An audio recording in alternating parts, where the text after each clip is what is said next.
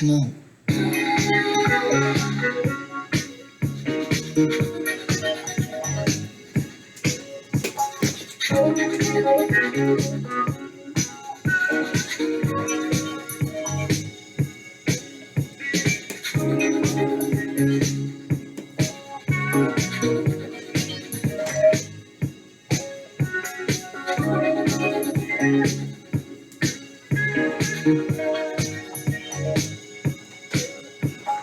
Get down, honey, now you're being seen. Little page 6 of the magazine.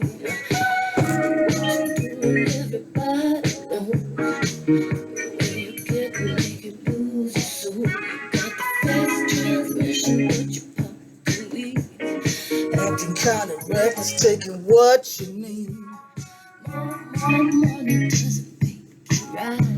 Trying to hide the pain doesn't work the fight. Oh, you wear you up 'cause you wanna get love. Oh, but you play too rough.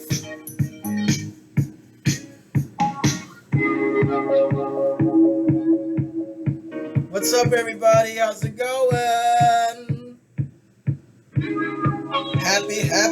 Happy Monday. Can Mondays be happy? Come on.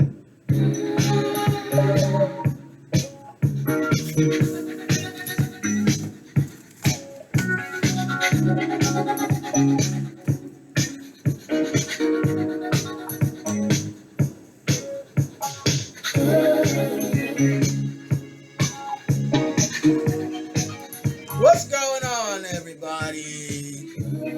Thank you for tuning in now and in the future. Hope you had a good weekend. I know I did. Alrighty, let's get to it. You know, since my last video on narcissism and things of that nature, I've had a couple of people message me about it.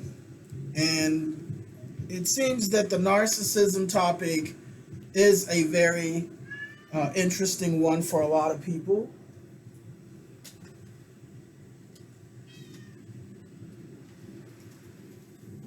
So I figured I'd do another video because I have quite a bit to say on the topic based on my personal experience growing up with narcissistic people.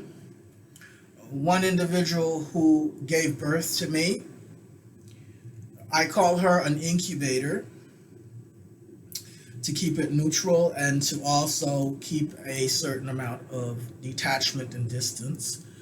And the other person was a step person. This was not someone related to me. It was only someone that the incubator married. So, today's topic is cutting off a toxic, narcissistic parent or family member. Okay, so this video is to all my folks, and of course we are in a small nook and cranny out here in the universe.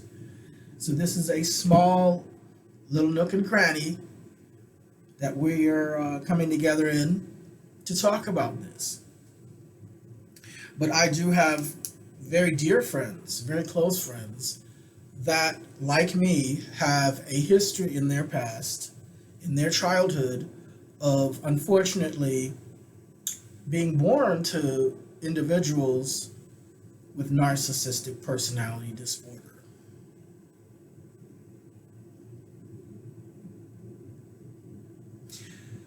And since we are approaching, well, we are already in the holiday season, it is imperative, at least in my thought, to really be aware of your surroundings, be aware of you, be aware of what happened, and have some tools for protection and safety and well-being.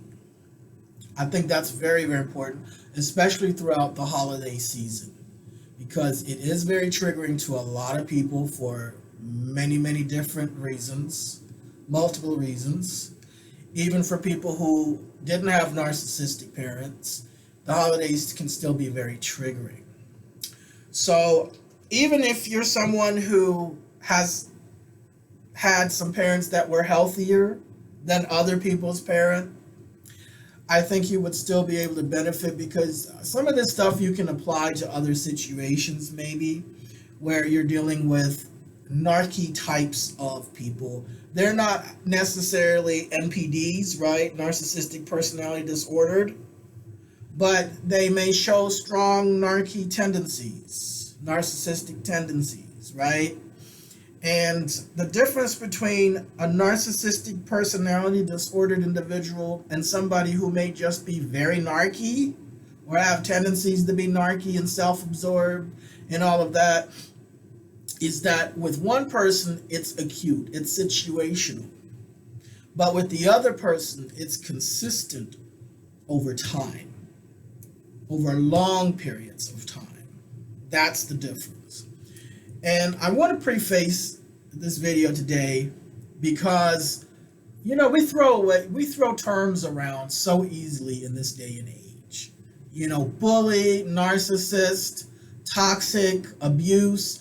These terms are just thrown at the drop of a hat. It doesn't take anything for people to just slap that label on someone else that they don't like, that they have a conflict with, that whatever's going on, right? It's so easy for us to just slap these labels around on people that we're in conflict with, okay?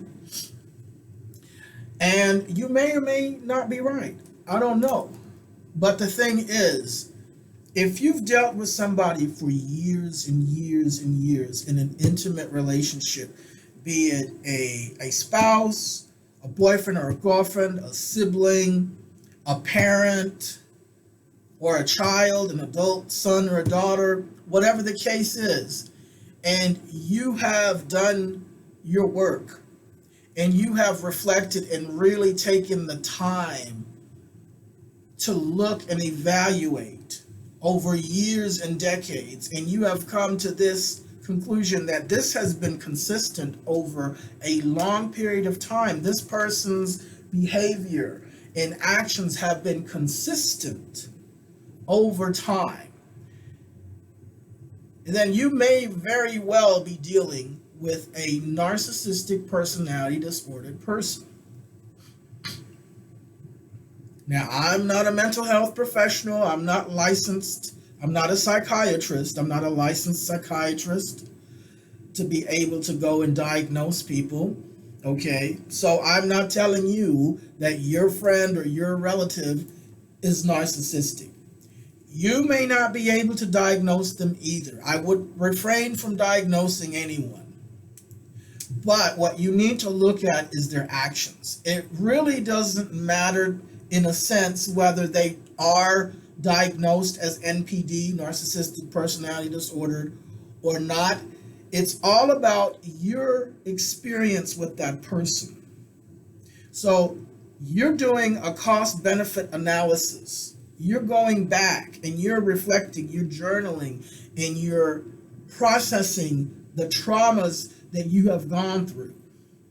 And that takes some time. It takes some time. But in the midst of that, if you come to the conclusion that this has cost you more to keep this person in your life than any benefit that you've gotten, you may have to cut them off. You may have to cut them permanently off. And this is what we call going full on no contact. Now, some people's narcissistic parent or parents, excuse me, there's different degrees of it. Some of them are more extreme than others. Some of them never physically abuse their children, but there's a lot of emotional and mental cruelty that has transpired throughout those years in childhood. Or there might be abandonment. Maybe you were just plain out ignored all the time, no matter what you did, no matter how much you tried to do good in school and to do all your chores. It was just you couldn't get no kind of approval, no kind of nurturing, nothing. Abandonment. Neglect, okay? That's still abuse. That's still considered abuse. Being neglected, being abandoned. And some people, their parents completely abandoned them. They took them as they were a little baby and just shoved them in front of somebody else's doorstep. That's a narcissist right there. That is a straight up narc. And it might be even worse than that. There's something wrong with that mother. Can you call that person even a mother? Maybe a motherfucker. You ain't no mother. You're a motherfucker. That's what you are. And some people keep their children at home. They don't give them up. They don't shove them on somebody else's doorstep. They don't drop them off at the bus stop and abandon them. Like I've known people that their mother took them and their little siblings to the Greyhound bus station, and they got on the bus and left, and they never saw their mother again, and the mother just abandoned them just like that. Okay, again, that's not a mother. That's not, maybe a motherfucker, but it's not a mother. But then you have people that they have their children at home, and then they do other things. They abuse their children in other ways and abandon them in other ways. That child may end up being a latchkey kid, having to raise themselves their whole life, like I was. I've never had a babysitter that I can remember. If I did have a babysitter, it must have been when I was an infant, because my earliest recollection on this earth, I have never, ever, ever, ever had a babysitter. So from the time I was a very, very young child, I was neglected. And there was a degree of abandonment, for sure, because I was alone at home all the time. I had to walk home from school alone. Anything could have happened to me, and I was hit by a car twice, hospitalized, lost motor function, had to be in the hospital for a long time, had to go to physical therapy because I was neglected. I would not have been hit by those cars if I had a parent with me to walk me. But there's only so much a 6-year-old child can do on their own, right? Many times I was alone at home, and there were adults, strangers knocking on the door, being creepy, and I'm here by myself. And no matter how much I cried, no matter how much I begged, it didn't change. So this is a form of neglect. That is also a form of abandonment. Okay? And then there was worse things going on at home, unspeakable things. And in my case, not only was the step person very abusive to me, physically violent, physical beatings. I'm talking about to where I could see the white meat of my flesh. And also sexual abuse. And the thing is, the person who gave birth to me, that incubator, not only enabled that molestation, but she instigated it. And she knew from day one, because the very first time that man ever touched me in a weird way, I immediately told as many people as I could in the church, the Jehovah's, and I told the woman who gave birth to me. You know what she told me? She told me, "Ach, komm, hör auf. Oh, stop it. Oh, shut up." And then she turned around and told me it was my fault. With every one of those horrible beatings, and mind you, they were very sexually charged, humiliating beatings. I was forced to have to get completely naked, especially when I started turning 11 and 12. When puberty started. Oh, yeah. So you have these two people. In my case, there was these two people that fed off of pain, that fed off of control and domination and power over someone helpless. And children are usually the easiest target. Children and animals, because they can't fight back.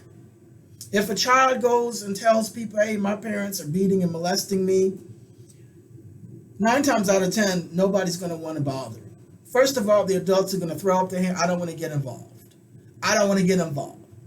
And then what the adults do is they'll say, well, that child must be lying. It's just imagining things. Oh, he has a good imagination. She has a good imagination. It's not true. Or let's just wait on God to fix it. Meanwhile, keep getting raped and beaten and molested. God will fix it in his own time.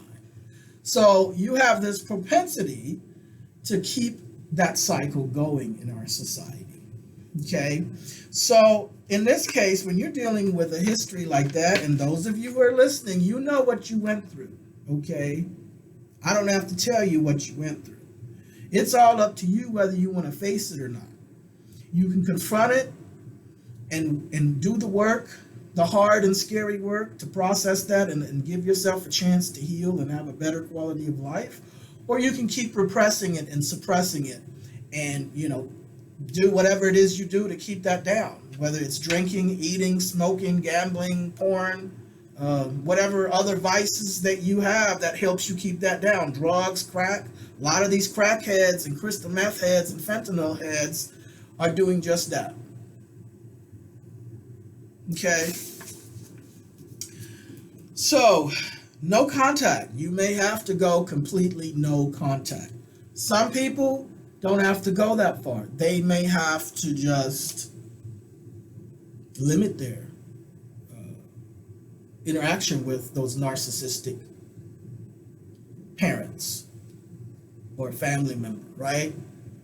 But some of us have to go completely no contact permanently. You have to cut the head off the snake. Okay? This pain in your life, you don't have to be in pain. I'm here to let you know you don't have to stay stuck in depression and in misery and suffering and pain from PTSD from what these motherfuckers did to you. That was supposed to be the very people to love and support and protect you. But you don't have to be enslaved to that past. You don't have to be stuck to it. It may be scary to confront it, but I'm here to tell you it gets easier with time. It gets easier with time, and you're all the better for it, for confronting it and working through it. So, let me see here. Where do I want to start here? Let me see.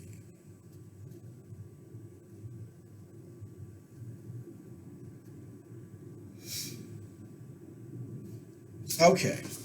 So, cutting off a toxic parent. I want to talk about permanently, those of us who have had to permanently cut off toxic incubators. Okay? Toxic incubators.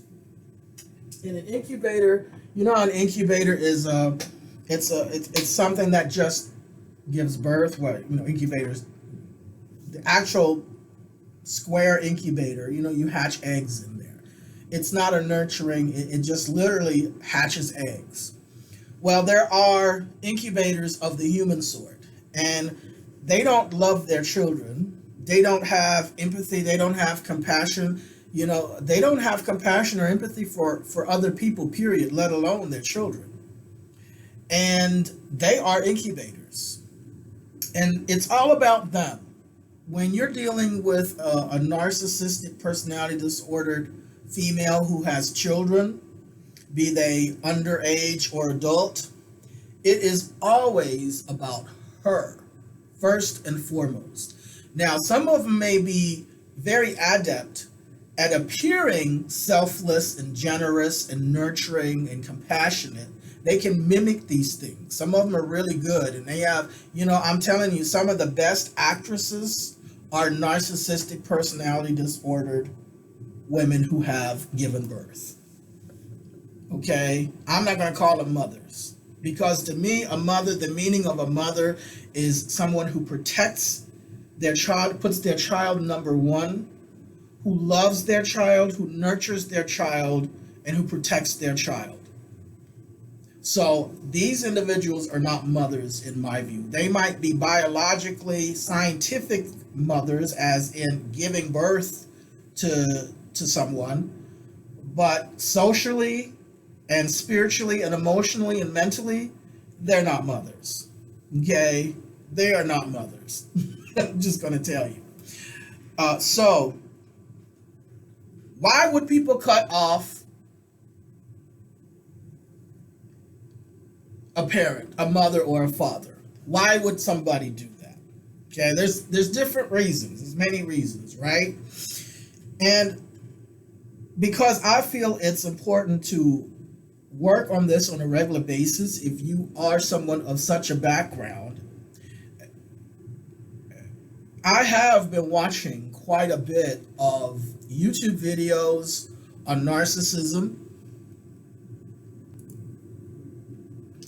I have been reviewing a lot of books on narcissism and narcissistic toxic parents.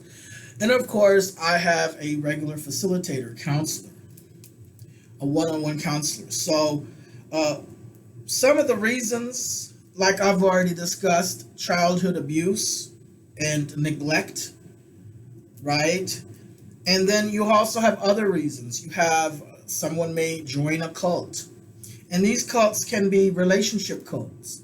It can be that that person got with a partner that was very, very culty and restrictive and isolated them. And it's all about that one person. That can still be a cult. Cult can be two people in a relationship, can still be cult. And you have family cult dynamics too. This is what I experienced. Not only was a religious cult in play in my childhood, but there was also the family cult, the brainwashing. And when I say family, I only had one family member growing up, and that was the person who gave birth to me. Okay, Miss Incubator. Okay, I call her Miss Incubator.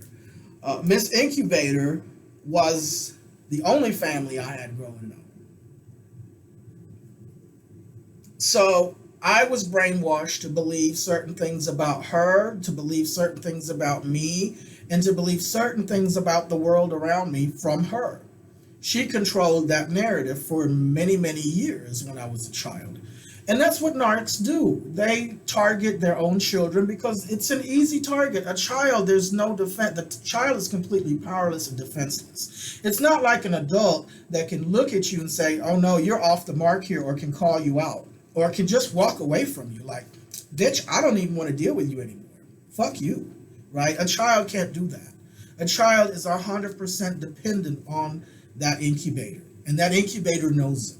And that's where these incubators and these narcs get their self-esteem. That's where they pull their identity, because it's a constant pulling down and basically soul murdering that kid and feeding off of that and stealing that kid's energy for their own ability to function and feel like somebody. That's exactly what they do. Okay, so you have cults that can be religious. Like I said, you can have business cults. You can have all kinds of cult situations that can make a person cut off their parent. Okay, so when a parent is cut off, it doesn't necessarily mean that that was a bad parent or that they abused their kid or anything like that. It can be other things too. Okay, so I want to make that perfectly clear for somebody who might be listening, who might be a parent who was cut off, and they were a good parent. They were not abusive, and they did what they could, but maybe their adult son or daughter joined a cult, and that's why they got cut off, right? It happens. It happens. But now we're going to focus on the reason of childhood abuse and neglect as far as cutting toxic parents off. We're going to focus on this particular aspect of cutting off, okay? Now, let's see. Childhood abuse. In my case, I think I've already spoken to it. And if you're somebody who knows me well in everyday life, you know, we keep in contact all the time. You already know my background. And I know that many of you, I know your background too. And we have sat there and compared notes for a long time, right? And that's what people do. You know, we get on forums, we talk to other people who have been in similar situations, and we compare notes, and that's how we grow and process these things, right? And with this is what was told to me when I was going to counseling, and I was clued into this many years ago. I have a couple of facilitators, but my main facilitator, she's been with me. I've been with her, going to see her on a regular basis ever since my first foray here in California in 2007. I have been seeing her since then.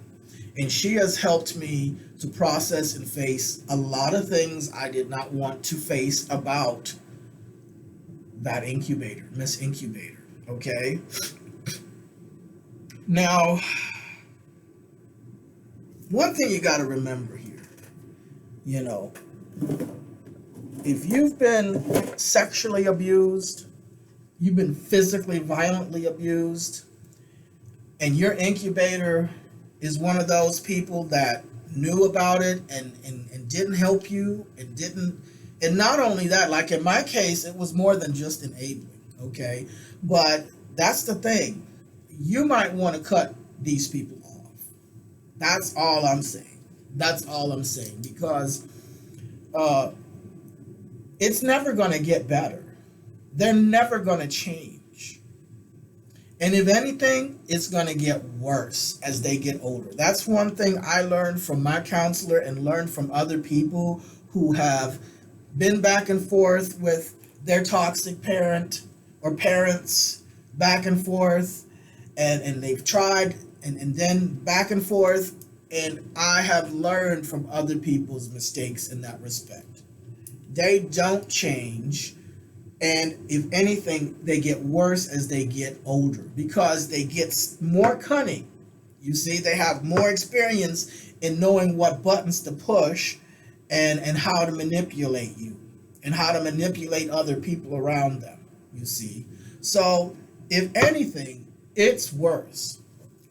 And for me, going permanently no contact was the best decision I made, was one of the best decisions I made for myself in my life. I've made some really hard decisions, but they were some of the best decisions, I have to say. Excuse me. But you got to be careful now. When you go no contact, when you make that decision and cut off a narc, especially if it's somebody that is considered quote unquote a parent, you have to be really careful, okay? You have to be real careful. Now, I'm not discouraging you from cutting them off because I stick to my decision, okay? But let me tell you about these narcs.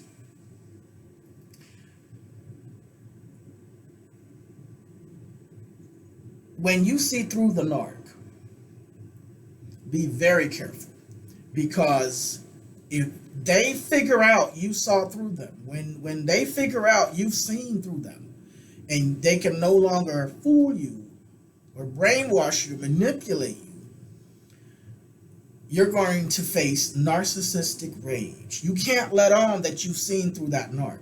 At least not until you can get completely away and completely to the point where they have no access to you or anyone in your life or anything that you're doing. Because what they're going to try to do is destroy you. They're going to try all the more harder to destroy you. They're going to have smear campaigns. They're going to do everything they can, because to them, it's a matter of life and death. To them, they're going to feel like they're literally dying when they realize you've seen through them. You've seen through their mask. You've seen beyond their superficial mask, because narcs love to wear a mask of normalcy, of generosity, of kindness, whatever the case is. Because they are deathly afraid of anyone, especially you being an adult son or daughter. They are especially afraid of you seeing through their mask and seeing them for what they really are.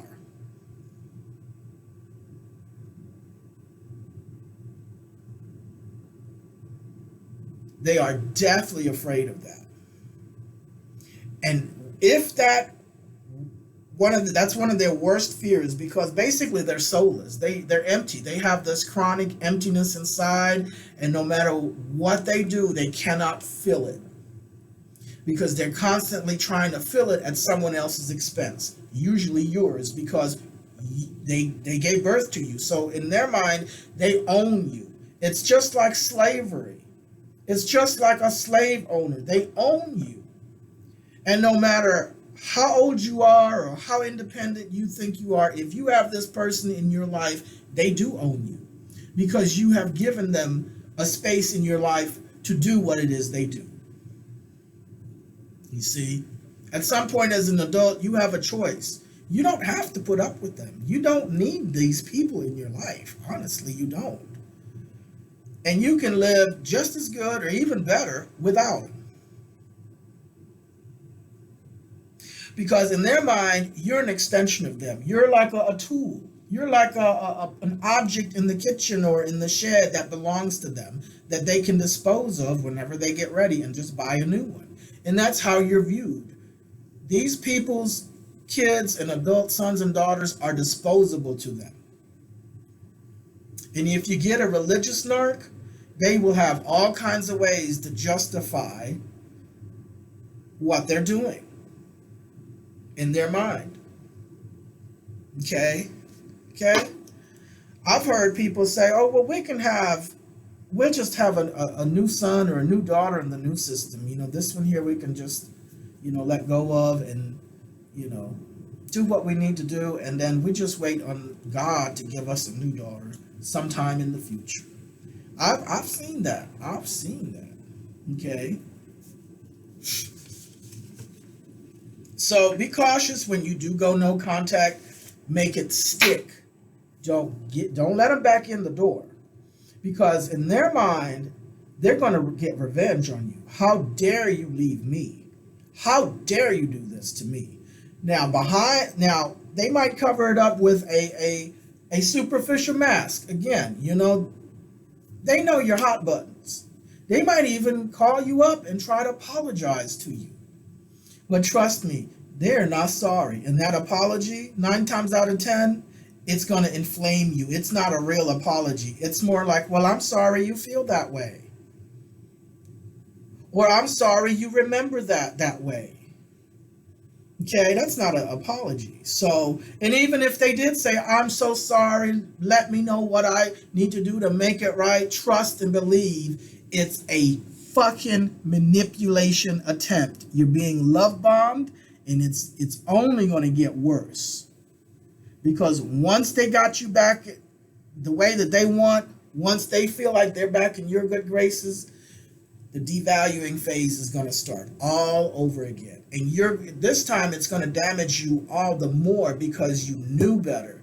You already made the break, and you let this motherfucker right back in to do what she wants, what she's going to do. You see?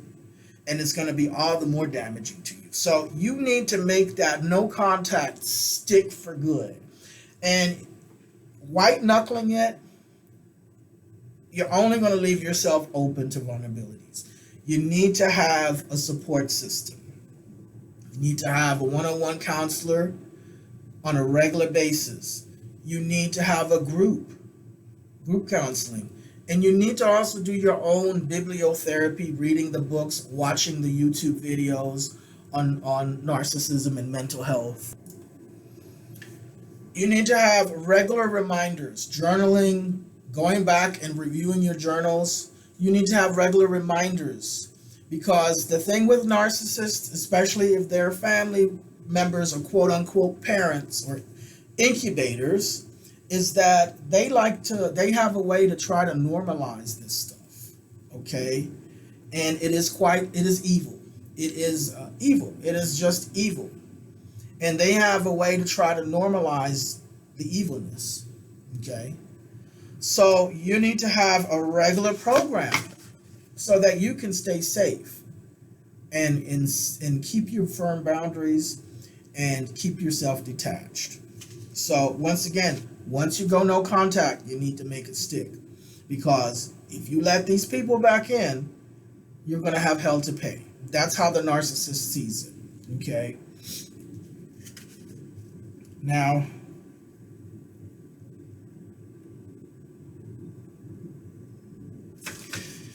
in my case, my counselor that I told you about, we've been working on things for some years, like I said, ever since 2007. And she's helped me, do some brave things. She's helped me with my journey of no contact. Matter of fact, she's the one that actually suggested it. After I laid out everything that happened to me, um, I really love her because she never once said, "Hey, this is what you need to do," or "You need to do that." She never ever said any like that. But she asked me questions, and she said, "Well, do you think that was healthy? And how did that impact you?" And one day she asked me, she said, "Have you read anything on cognitive behavior therapy?" And I said, "No, what is that?" So she explained it to me, and she said, "There is a book I would like for you to consider. It is called The Feeling Good Handbook by Dr. David M. Burns, MD. And in there, he has a worksheet. It is a cost versus benefit analysis worksheet." And I said, "Oh, okay, what's that about?" And she broke it down to me. She basically said it's a simple worksheet in that book. But basically, you're listing all the pros of doing A, B, and C, or remaining in a relationship with or keeping someone in your life, and then you're going to list all the cons, all the costs. You're listing all the pros and the benefits, and then you're going to list all the cons and the disadvantages and the costs. And she said, perhaps you might want to do a cost versus benefit analysis on the incubator and on whether or not you want to keep this person in your life. And I was a little shocked at that, but I realized, well, I just really told her everything here. I have laid all of those cards on the table as to what happened to me and how it affected me and how it was still affecting me at that time, right? So I couldn't argue with that. So I did a cost versus benefit analysis. And you know what I realized?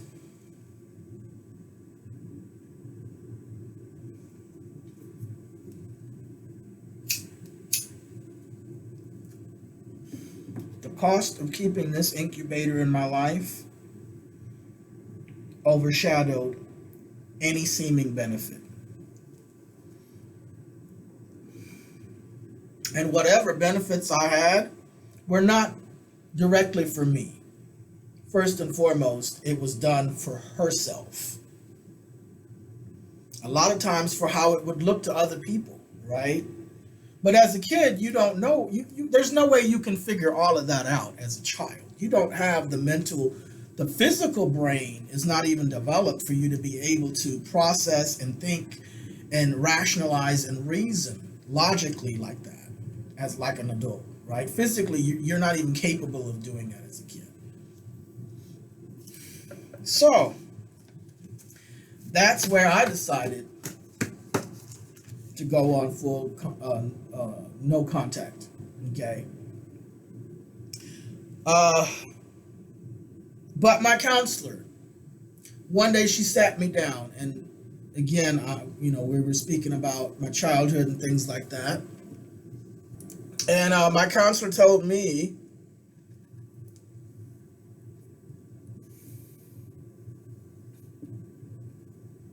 she broke it down to me, and she says, the incubator there,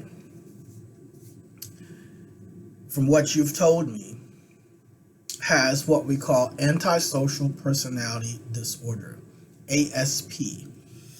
And she said she is within the dark cluster, what they call the dark cluster in mental health, or the dark triangle. And in that dark cluster, you have histrionic personality disorder, you have narcissistic personality disorder, you have Machiavellism. I'm not sure I'm pronouncing that. Machiavellism. And then you also have sociopathy and psychopathy. And she explained this to me. She said, the difference between someone who may have narky tendencies or even sociopathic tendencies and someone who actually is a sociopath or a narcissist is that they have been consistent over a long period of time in those behaviors and actions. You see? So this is where I learned that. This is where I realized this is so true. This is so true. So,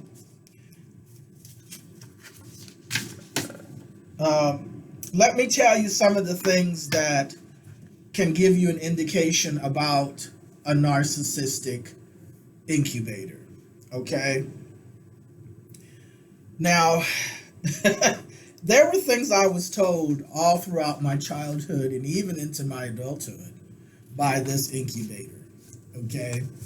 And I'm going to share with you these things because I've shared them with some other people, some of my friends, and even with people on various forums, mental health forums. And by God, some of them came back and said, reading your experience was like reading my own life story. I can't believe you were told the same exact things. And I was stunned. I was like, what? I thought it was just me. So these are common things that narc incubators and narc parents will tell you. And I'm going to share these with you. Okay? Now, in my case, the incubator, I don't think that bitch ever knew who my daddy was. I'm just going to have to put that out there. I don't think homegirl had a clue. Okay? Now, I don't know why she didn't have, but, you know, why would people not have a clue? Probably because either they were messing around and, you know how it goes. Hopping around on different people's lap. I don't know. But she had no clue. Okay? I guarantee you she didn't. And, I had to find out things on my own, you know. You know what they say, mama's baby, daddy's maybe. So I was told, since my earliest recollection, one of the things I was told was, I wanted to keep you. I wanted to keep you. And I always wondered why it was always said that way, as if someone was arguing with her, accusing her of not wanting to keep me, which there never was anyone. But, you know, now I'm probably more privy to why that was said that way, is because in her head someone was arguing. You know, she was probably arguing with herself whether I don't think she's ever made a solid decision to ever keep me. Okay? Even though she never did give me up for adoption. But in her mind, she said, well, I couldn't bring myself to give you up for adoption because I was given up for adoption. And, you know, it would just bother me. And I couldn't do that. And plus, you know, adoptive parents will never love you the same way a parent who, you know, who's your real parent. That was one of her words. Ironic, right? Such utter bullshit. But anyway, what she would say is that the reason she kept me was that she knew a baby would always love their mother no matter what the mother did. The baby would always love her, and that a child will never ever abandon her and never leave her. And that is why she kept me. Okay. So when I shared this with some people on various forums, mental health forums, and forums about surviving narcissistic abuse and surviving childhood abuse, and, you know, having certain kinds of quote unquote parent, do you know multiple people posted in response and said that that's the same exact thing they were told all their childhood? Man, you know? And I went back to my other counselor as well. I have a couple of one-on-one facilitators, but I did let both of them know about this at the time, and they both nodded and pretty much told me, yeah, that is a common thing that narcissistic incubators do.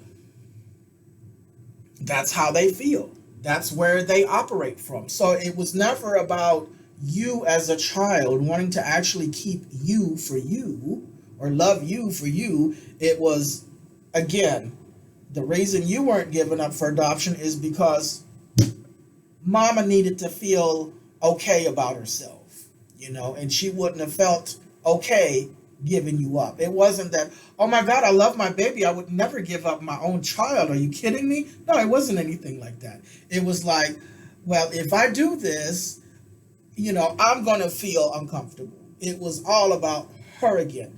If a baby will never leave me, no matter what I do to this kid's going to always love me and it's going to always stay with me. It's never going to leave me.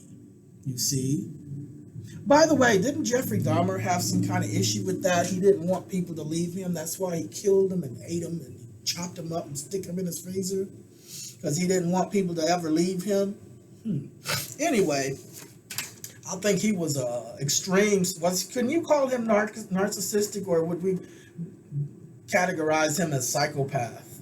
I don't know. Like I said, I'm not a mental health professional, but that was one of the things. If you were told this as a child by the narc incubator in your life, realize this is a classic one right here amongst narcissists. Like, this is one of the signs. If you're looking for signs, you're not sure, this is one of them. It's one of them. Because again, it's all about that narc incubator. It's not about the child that she has here. It's about her once again. She wants to make sure that she never gets abandoned.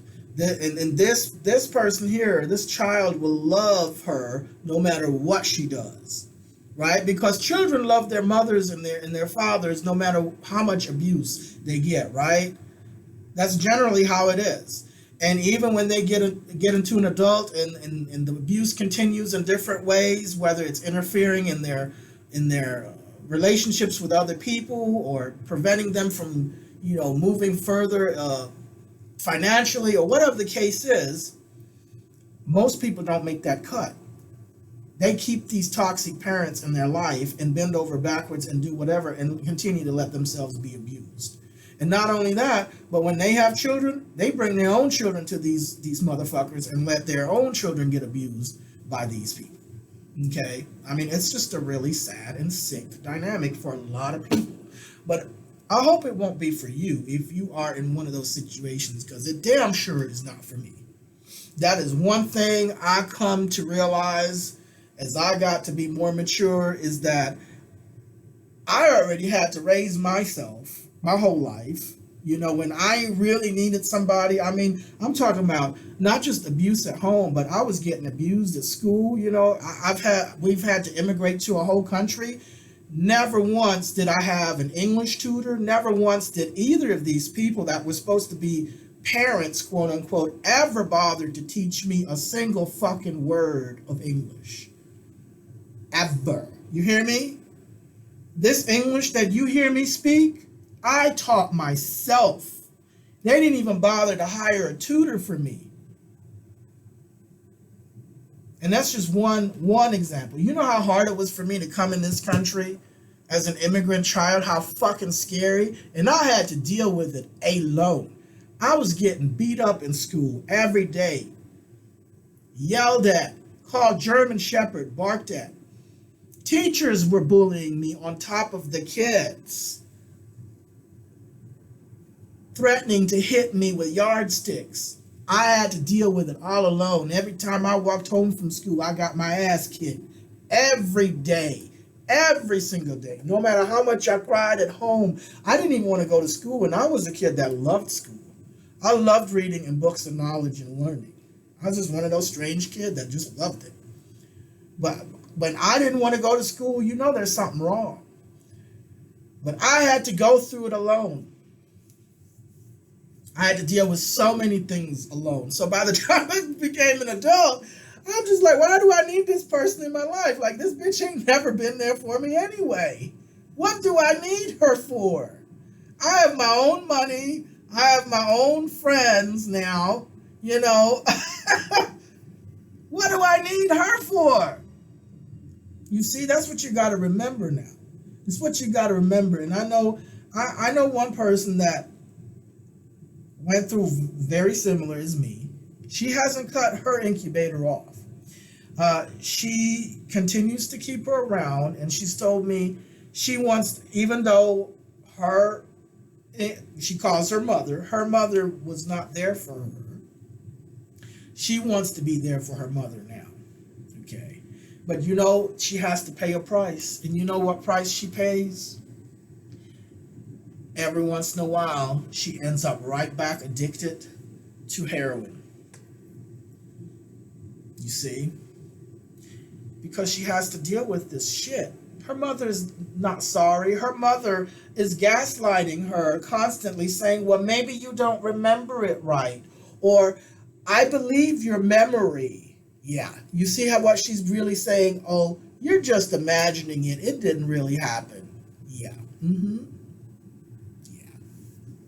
So this is what I'm telling you. You're going to pay. You keep these kind of people in your life, whether they're related to you or not, you are going to pay with your life. You are going to pay with your health and your sanity. Okay? Heroin is a bad drug. And to have, addiction back and forth over the years like that, it takes its toll. This lady, I call her girl because she's a little younger than me, but, she's a grown woman. But you know what? I'm older than her, just by a few years. But if you put her next to me side by side, she looks way older than me. Because, it wears you out. It makes you grow old fast to keep these kinds of people around. And, I say, okay, that's your choice. We both have an understanding. But I said, your mother's lucky that you have anything to do with her, because if I were in your shoes, I wouldn't have jack shit to do with her. You know what I mean? She's another one of these pedophile enablers. Okay? And a lot of these narc incubators, these narcissistic mothers, are just that. They are pedophiles by proxy. That's what I call them. What's a pedophile by proxy?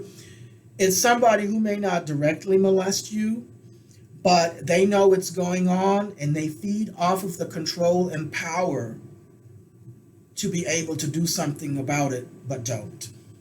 That is exactly what it is. If I've hurt your feelings, I'm not sorry, because I'm here to give you a reality check. I'm not here to make friends with you and impress you and appease you. I'm here to deliver fucking facts. Now, whether you believe in those facts or not is up to you. But my job is to deliver the information, and that's it. That's how I do things. I'm not here to try to convince you. You are an adult. You have the responsibility. But what you will not be able to do is say, oh, no one ever told me. I had no clue. I have no clue about this. No, you will not be able to say that. Not after listening to this video of mine.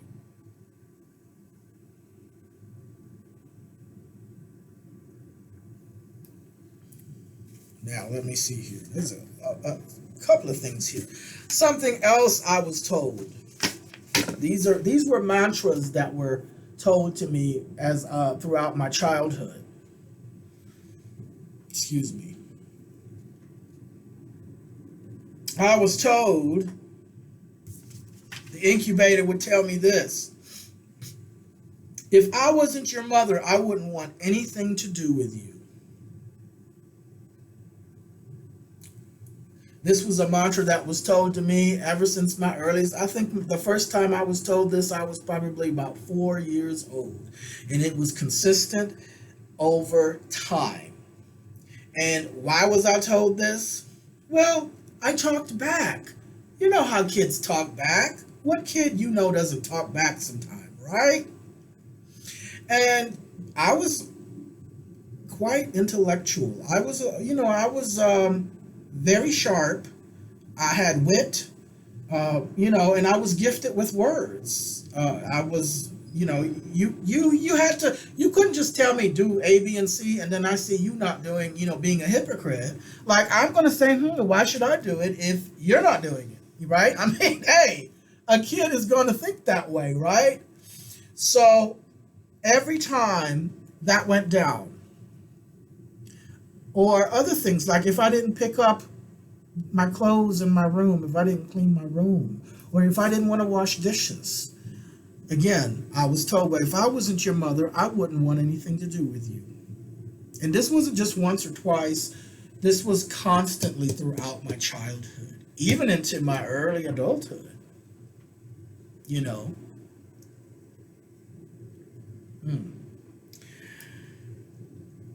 Isn't that something?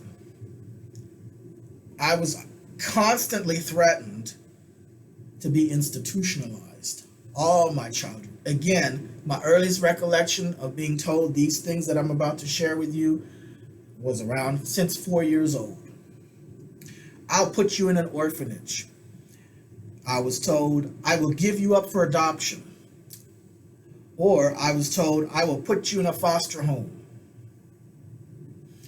And again, if I didn't wash dishes, if I didn't want to wash dishes, or if I didn't want to dry dishes, or if I didn't want to pick up my toys, I was told, I was threatened to be institutionalized. I was threatened to be given away, to be thrown away, to be given for adoption. Now, think about it. This incubator here, she was given up for adoption. She never knew her parents. So the pain of going through life not having had parents and being given up by your own mother and father, that played no role in her threats to her own flesh and blood. You would think a person who had went through that would have much more sensitivity not to do that cruel threat to their own flesh and blood. But not a narc mother, not a narcissistic personality disordered incubator. No. If anything, they now have some strong leverage to eke out that evil cruelty to their own flesh and blood. They eat their own. They eat their own, you hear me? It's like somebody I know from way back used to tell me all the time, your mother eats her own. I'm going to tell your mother, you people eat your own. And he did exactly that.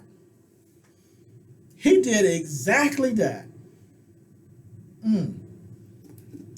So, when I got a little too old to be given up for adoption, when I started turning into a preteen, then that threat kind of metamorphized. Am I saying that right? Metamorphosized, transmuted, shape-shifted. She shape-shifted the threat from, giving me up for adoption or putting me away to, I'll get you locked up somehow. I'll figure a way to get you locked up. Okay.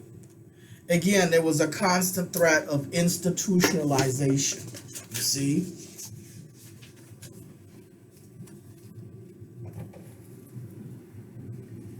And this incubator was dead serious because the last few months that I had any interactions with her, she made good on that threat. She made good on that threat. She tried to institutionalize me because I was going to the police about the abuse. And what easier way to do that than to tell people, hey, this is a crazy person. Look, he's transgender. In bumfuck, the deep south of Bamaland, the ass crack of God, the shithole of shitholes, where, it's a crime to be black, let alone transgender. You kidding me? They're still killing black people over there in that place. They're still hanging black people from trees. You hear me? To this very fucking day, 2022. So, a transgender person, like, you can fucking forget it. Like, you're not going to have any rights there. And if somebody's abusing you and you go to the police, they're going to do you like they did R. Kelly's victims. Well, you're just a black girl. You probably wanted it. You're just a transgender person. You're nobody we need to protect. You're crazy anyway. You don't even know if you're a man or woman, so we don't need to believe anything you say. That's basically how it is. I'm here to tell you. It's a sad, sad world out here. Sad. But hey, that's the life I've had to live. Those are the cards I'm dealt with. And that's the reason I am the way I am now. I don't play with people. If you're a fucking toxic, abusive piece of shit, you're out of my life. I don't give a damn what your genetic makeup is. I don't give a damn what your name is or what your title is or whoever thinks you're cool or how famous you think you are or how rich or whatever. Don't give a damn. Okay?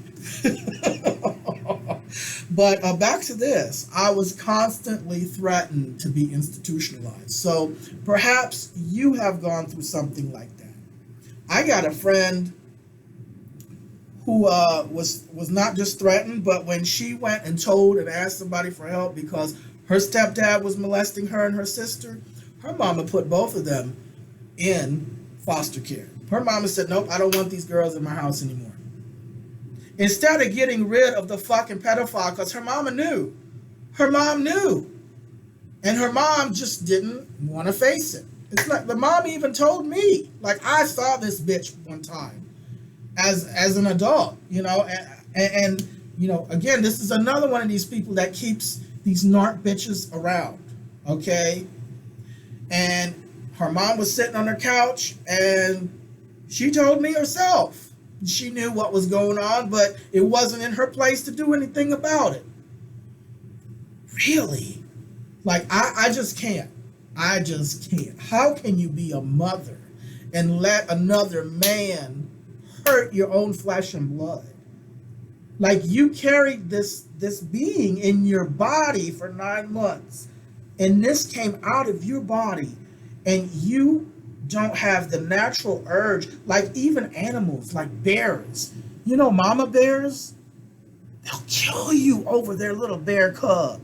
You get too close to it, let alone hurt their cub. Are you kidding me? But you got these human, are they even human? You got these incubators. That's why I call them incubators. Because they are not protecting, they're not mama bears. They don't have that normal human mother in them. They are not mothers. Because a mother you wouldn't even have this discussion with a mother.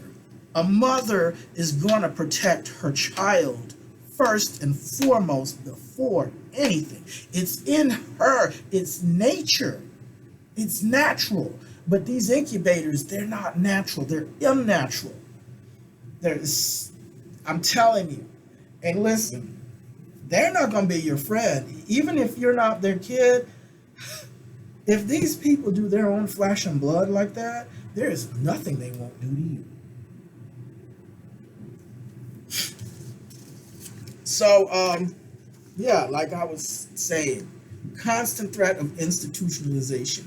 Another threat that I was given when, there was, there was one,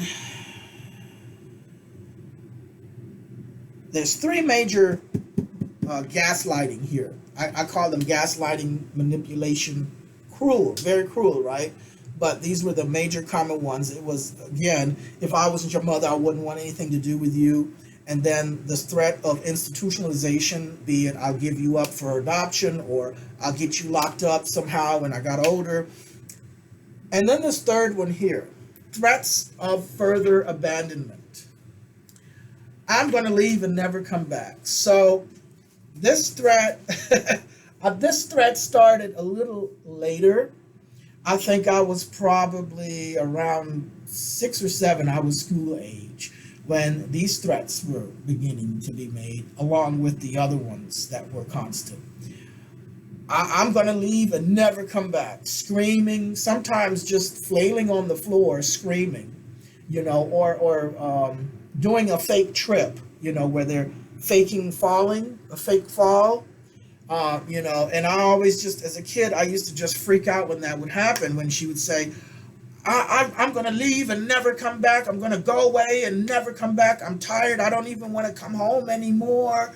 And I'd rather just work and not be at home. And basically what she did, she would just work a lot and, not be there. And the older I got, the more she did that. And it was because I was maturing. I was becoming more and more my own person. That is the natural phase of a child.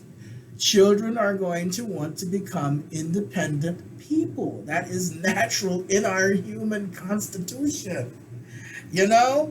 So you're being punished for being for the natural normal things a child does, and in the phases a child goes through. When you become school age, 6 and 7 years old, you start to understand you're separate from your parents. You're separate from these other people. You are an individual, and you want to become more and more independent. And that grows, and it's especially pronounced when you become preteen and teenager, you see? And this is where more and more of this became more extreme, because it was harder to control me. It was harder to brainwash me. And because I'm a naturally strong-willed individual, I'm an alpha personality, okay? It was extra hard to try to keep me in control and brainwashed, So physical abuse had to be instilled, like really, really severe physical abuse. And unfortunately, it made me dig in my heels even more. I'm just that kind of person. You have certain kinds of children that when you abuse them really bad, physically like that, and mentally and emotionally, they at some point give up and cower, and you can do what you want with them, right? But then you have kids like me that you can beat me all you want, you can abuse me all you want, and I'm going to spring right back to doing what I want to do. And many times what I learned starting with 10 years old was just to say okay to them and let them think I believed the bullshit that they're trying to brainwash me to believe, and then go have my own mind anyway. I was smart enough to have that. And of course, like I said in some of the other past videos, I was already reading a lot of mental health books and psychology books as early as 8, 9 years old. I was reading textbooks from thrift stores that were like abnormal psychology textbooks, and psychology and psychiatry textbooks from the thrift store that were like from the 60s and 70s. And I was reading them, they'd be like 10 cents, 25 cents. So I took what little lunch money I saved up, where I didn't eat lunch and just starved, and took, I had like $1 and something saved up so I could get a bunch of those books at the thrift store.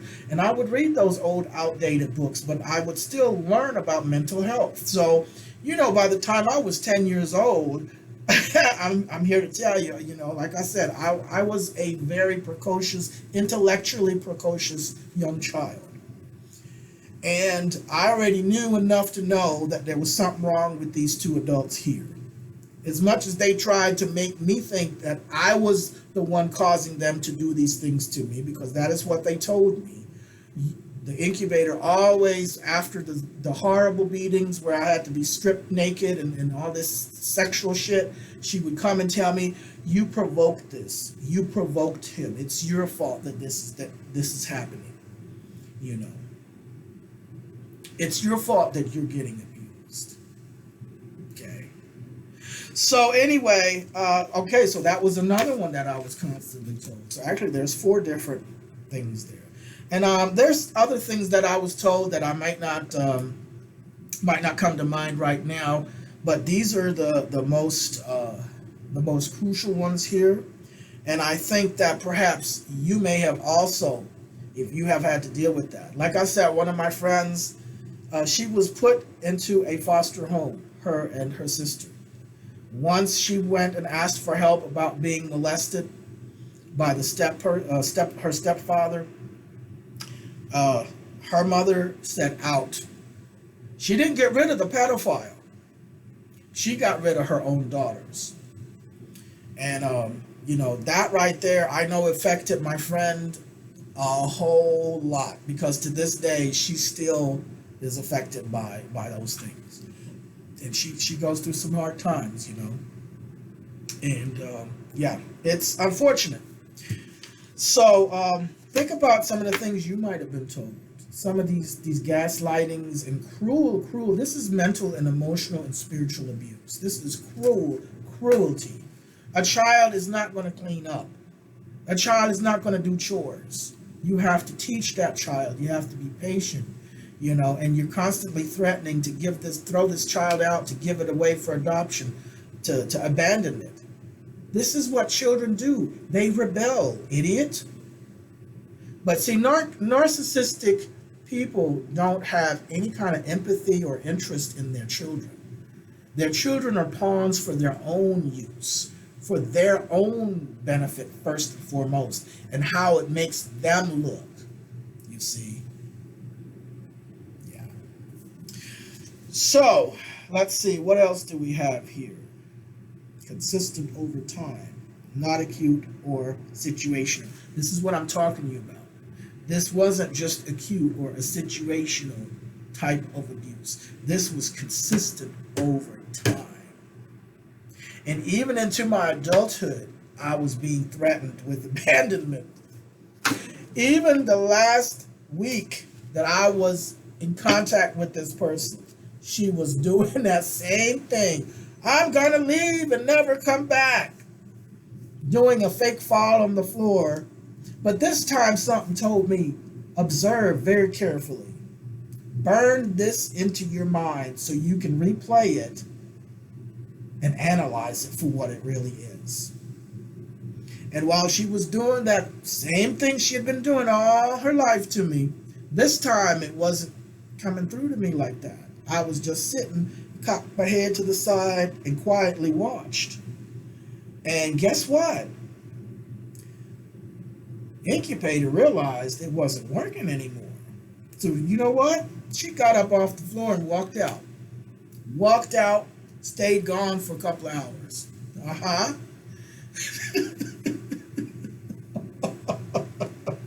I should have never let on that I was, I should have pretended to play along and not let on. But, there was a person who had a narc mother and that did similar to that. I don't think that narc incubator, that one there, was as extreme as in my case and in other people's cases. But she was always doing this pretend fall, when she didn't get her way. And my friend, she had a health situation where, very, very ill at health. And she said, Mom, if you fall right now, I'm not going to be able to catch you. I'm too weak. All I can do is let you fall to the ground and call 911. I'm just letting you know, Mom. So Mama changed course in mid-fall. She decided, I'm not going to fake fall after all because I'm going to hurt myself and it ain't going to work. So Mama quit the fake fall and decided to kind of flop to the side on the couch. Yeah, bitch, we see through your shit. But when that was relayed to me, I couldn't help but chuckle. I'm like, I'll be damned. This is garden variety. This shit that I went through as a kid is garden variety, narcissistic personality disordered motherfuckers. So,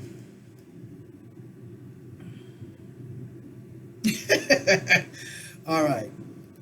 Let's see. So here, how do you deal with this? What do you do about it? Let's talk about the practical terms here. Let's talk about the practical terms. All right. Let's talk about how you can, what do you need to do? What are some of the ideas that you can do about this? Excuse me. Now, I don't know your situation, but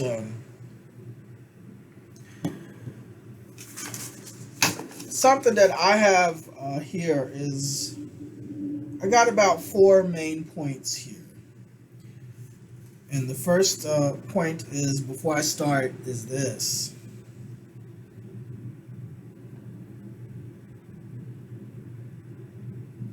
You have power in this. As an adult, you have all the power you need to protect yourself and to ensure your well-being. And it starts with you. It starts with you. The ball is in your court. You're in the driver's seat here. Because like I said at the beginning, you don't have to have these people in your life. You don't have to keep these people in your life. You can just as easy walk away. Which is ironic, you know, because in my case, I was threatened with abandonment and told by that incubator that she's going to go away, she's going to never come back, she's going to walk away, walk out of my life, ever since I was 4 years old. But then ironically, in the end, it was me that walked away.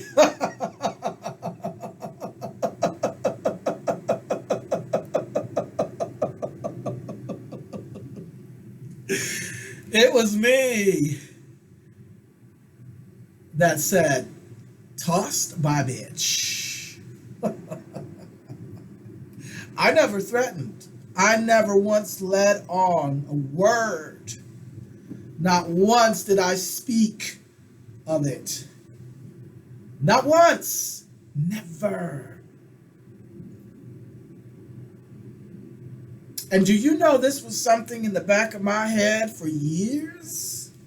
This wasn't just something I one day said, well, I woke up and bam, I'm just going to just drop this person out of my life. I'm just going to ghost them. I'm just going to cut that incubator right on off. No, this was something I had been thinking on for quite some time. But I never, ever, ever spoke a word of it. Never. I never threatened anybody of it. I've never threatened anyone ever with abandonment. Even when I had made the decision internally to leave, I still would never tell that person. One thing about me, you're dealing with me, I'm not going to argue with you. I don't believe in arguments. When I got to a certain age, I stopped arguing with people. Because if I'm going to do what I'm going to do, there's nothing else to be said to you. There's nothing else I have to say. Because I made up my mind. And I'm not going to give you a chance to try and talk me out of it. So, boom. I believe in actions. I'm not so much a person going by words as much by actions. Because people can talk all day long. People will say all day long they're going to do this, they're going to do that, wah, wah, wah, wah, wah, wah, wah. But at the end of the day, what is the follow through? What did they actually do? You see what I'm saying? I'm a man of action. When it gets right down to it, I'm not going to argue with nobody. I'm not going to argue with you.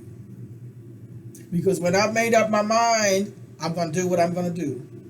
And you will not get a chance to talk me out of it. Zero. So, that's how that's what happened with me was I decided to cut this person off. But the thing is, there's things that you need to do on a regular basis.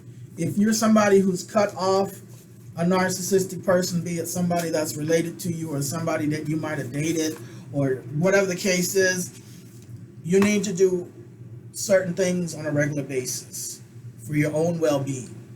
Okay? Number one is self-care. You need to do that self-care. And I think even if you haven't had an abusive background, you still, self-care is just very, very important. I'm a big believer in self-care. self-care. And self-care includes getting regular counseling. One-on-one, you need a good qualified one-on-one counselor that's compassionate, that can vibe with you. That might take some time finding one, because they're not falling out of the sky, and you might have to go through 8 or 9 different ones to find one that you can kind of mesh with and do well with, right? Nutrition. What you put in your mouth is going to affect you too. It's going to, it can either help you think clearly, or can distort your thinking. It can make you sluggish and sleepy and clouded. It can make you irritable. It can give you energy. It all depends on the quality of food that you put in your mouth, okay? That's part of your self-care. And if you're dealing with PTSD from narcissistic abuse in your childhood, nutrition is all the more important, because a lot of times we tend to have inflammation in our bodies as a result of that.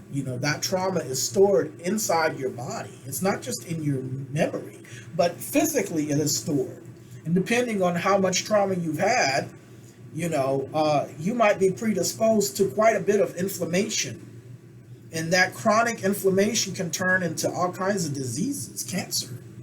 Okay, so, sometimes we can't control certain disease processes, but we damn sure can increase the likelihood of a healthier outcome, right? And it is just that simple, your nutrition, okay? So, doing your best as far as watching what you eat and how you eat and what you put in as far as beverages and drinking, right? Next thing is regular exercise. Again, even if you haven't had a background like this, I'm a big proponent of regular exercise, but I know it's harder said than done, because, life gets in the way, shit happens. Hey, I've fallen off the wagon as far as regular exercise more times than I'd like to admit. It's just how it is sometimes, but you got to keep getting back up, and you can start anywhere. You don't make it too complicated, but get that regular exercise in. Even if it's just 10 jumping jacks first thing in the morning, every morning. You know what I mean? Clothes. Making sure you look well put together. You don't have to go out here and look like a movie star. You don't have to go out here and spend all kinds of money on the latest styles and fashions and all of that. But you do need to have a sense of style. Style is classic. Styles are, they last for decades. Fashion is something different. Fashion is trendy. It's here today, gone tomorrow.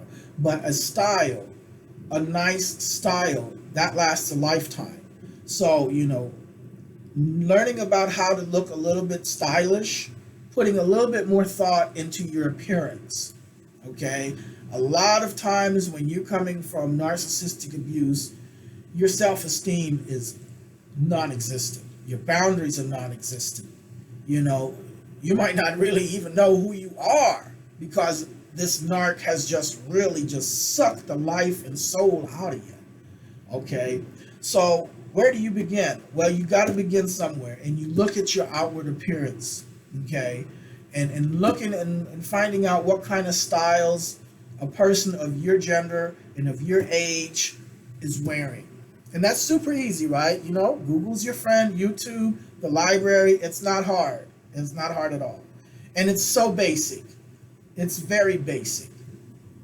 Women and men, when you're just talking about style, it's very, very basic. I think everybody needs a couple of pairs of quality jeans. You need to spend at least maybe $100, $150 on a pair of jeans that's going to last you a decade or more. Okay? If you're going out here paying $15, $20 for jeans, they might last you a year or two, and then you're going to have to buy again. But if you buy some quality jeans, for $100, $150, those jeans are going to last you some years. Okay? So, both men and women need a good pair of blue jeans. Some Levi's, button fly, whatever the case, a couple of those. Another thing you might need is a white dress shirt. Both men and women need a nice white dress shirt. Guys, get one or two nice white dress shirts. You need a nice either black or blue blazer. Okay? Like I said, you can look this stuff up and you can find out what it is you need. to up your game a little bit as far as your clothing is concerned. No matter how amazing your clothing style already is, if you can call it that, right? You can improve on that. That's what I'm saying. Put a little bit more thought and time into your appearance. Same thing with your hair, your nails, your teeth, brush your teeth 3 times a day, floss twice a day, okay? Don't give me no shit about the flossing. Floss your fucking teeth, okay? It's just as important as brushing, okay? All right then. Medical checkups. A lot of people don't want to really get in there and do that medical checkup once a year or every 6 months. Get your teeth cleaned every 6 months. Take care of yourself. Do these extra things. It's well worth it. De-stress, meditation, giving yourself the ability to have some peace, quiet. Turn off the phone, turn off the computer. If you're living with people together in one place, let them know you need some time. You need the next 30 minutes just quiet, not to bother you. Please do not disturb. Close the door. And then just sit with yourself. Sit with your feelings. Sit with your thought. Or clear your mind. If you're able to do that, clear your mind. That's true meditation, by the way. True meditation is no thought whatsoever. It's a little bit advanced, so I know I'm talking to a lot of people that are not able to do that. It took me some years until I was able to do it. But if that's something you want to pursue on an ongoing basis, a practice of true meditation where you're clearing all thought and getting some real true peace, I advise you to get into that. And that doesn't cost anything. You can practice true meditation, clearing your mind anytime you get ready. You don't have to pay any fees anywhere. I know there's a lot of hucksters out there that want to sell you programs and trinkets to make you think that this is going to help you get to this, be able to do this, but it's all on you anyway. So you can just skip over all that and start whenever you get good and ready. But even if you can't clear your mind, sitting with your feelings. A lot of people are afraid of their own feelings. Sometimes I'm afraid of my own feelings. Sometimes they get very overwhelming. So being in the habit and in the practice of what I call the ritual, a ritual to me is a system of doing something on a regular basis the same way over and over again. That's what I call rituals. So doing these things on a consistent basis, on a regular basis, is part of self-care. Getting enough rest, decompressing and de-stressing, doing what you can to minimize your stress level, negative stress. There's good kinds of stress that you need. You want good kind of stress. There's good kind of pain, right, and discomfort, but then there's also the injurious stress and pain that you don't want. You want to minimize on that. Sometimes you're going to have stress that you can't control because of life situations, but what can you control? What can you do to offset, you see? So these are part of your self-care. That's number one. That's what I'm telling you, self-care. When I started to go no contact, that's the first thing my counselor helped me to establish is a program of self-care. You got to be your own mother and your own father. This is what I learned long ago. When I started to become, I remember at 6 years old, I was in first grade, and I had this realization. Excuse me. Some kids were bullying me. They were like, "Oh, can I touch your hair?" And then they were pulling my hair. You know how kids are. They were just, and it was 3 boys. They were older, and they ganged up on me. And I got my ass kicked. I got my first grader ass kicked. I wasn't the only one they did that to. But that's when I realized I was on my own because there was nobody at home that I could run to tell that to. And there was nobody to walk me home from school to protect me from that happening. I saw other kids that had parents that walked them home from school and walked them to school in the morning, or dropped them off with their car. But I didn't have that. So this is when I realized at 6 years of age, I have to be my own mother and father. I'm on my own. I am on my own. It should have been not that way, because when you're an adult, yes, that's when you reparent yourself. But I had to reparent as early as 6 years old. And as a 6-year-old kid, how good can you be at reparenting yourself? You know what I mean? So I tried my best, and I figured I did all right because I survived. You know what I'm saying? But now it's time to look at it from an adult viewpoint. Self-care. It's all about reparenting yourself. Self-care. And under that self-care, what else do you have going on? Of course, mental health.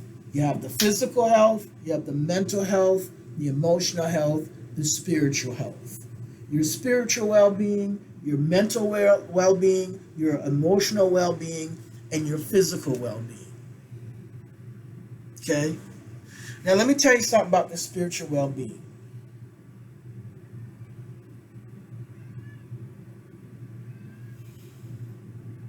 As kids, we all have imaginary friends, right?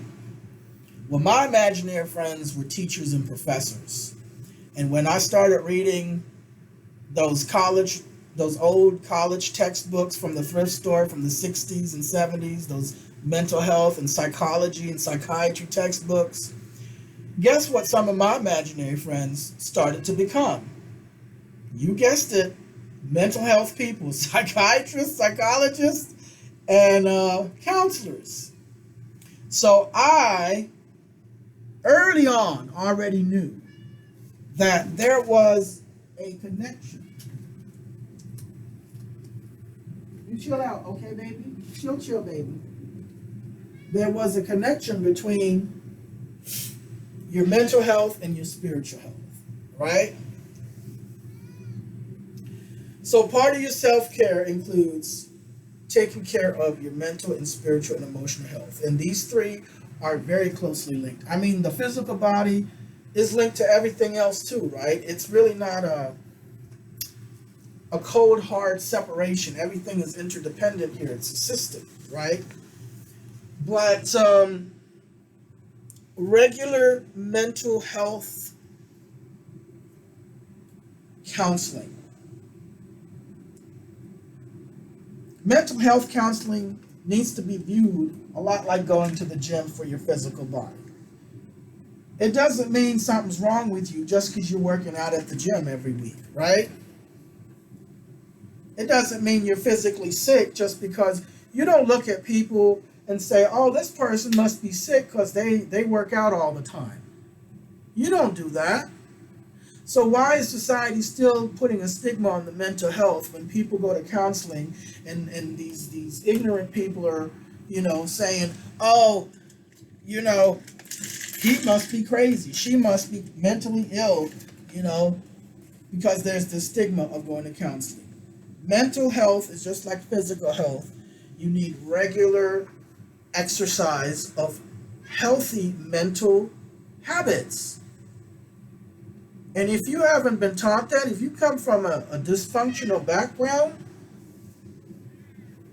where are you going to find out how to be healthy mentally? Where are you going to undo? How are you going to undo some of this dysfunction that was imprinted on you? You know what I mean?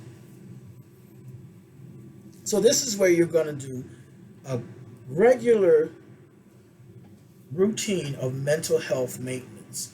Now, for everyone that might look different, but one of the things I always recommend is one-on-one counseling. Having a counselor, one-on-one, that you know and trust. And that may take time. It may also take some money. Hey, I know I'm talking about something super expensive that's probably not affordable by most of the population, and right at this time especially. right? Even if you are working a full-time job or maybe even two full-time jobs, you still may not be able to afford a counselor.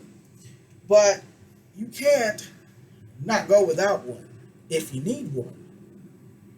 There's free clinics. A lot of these counselors use sliding scales. And like I said, it's going to take some time to find the right one to fit your particular situation. You know what I mean?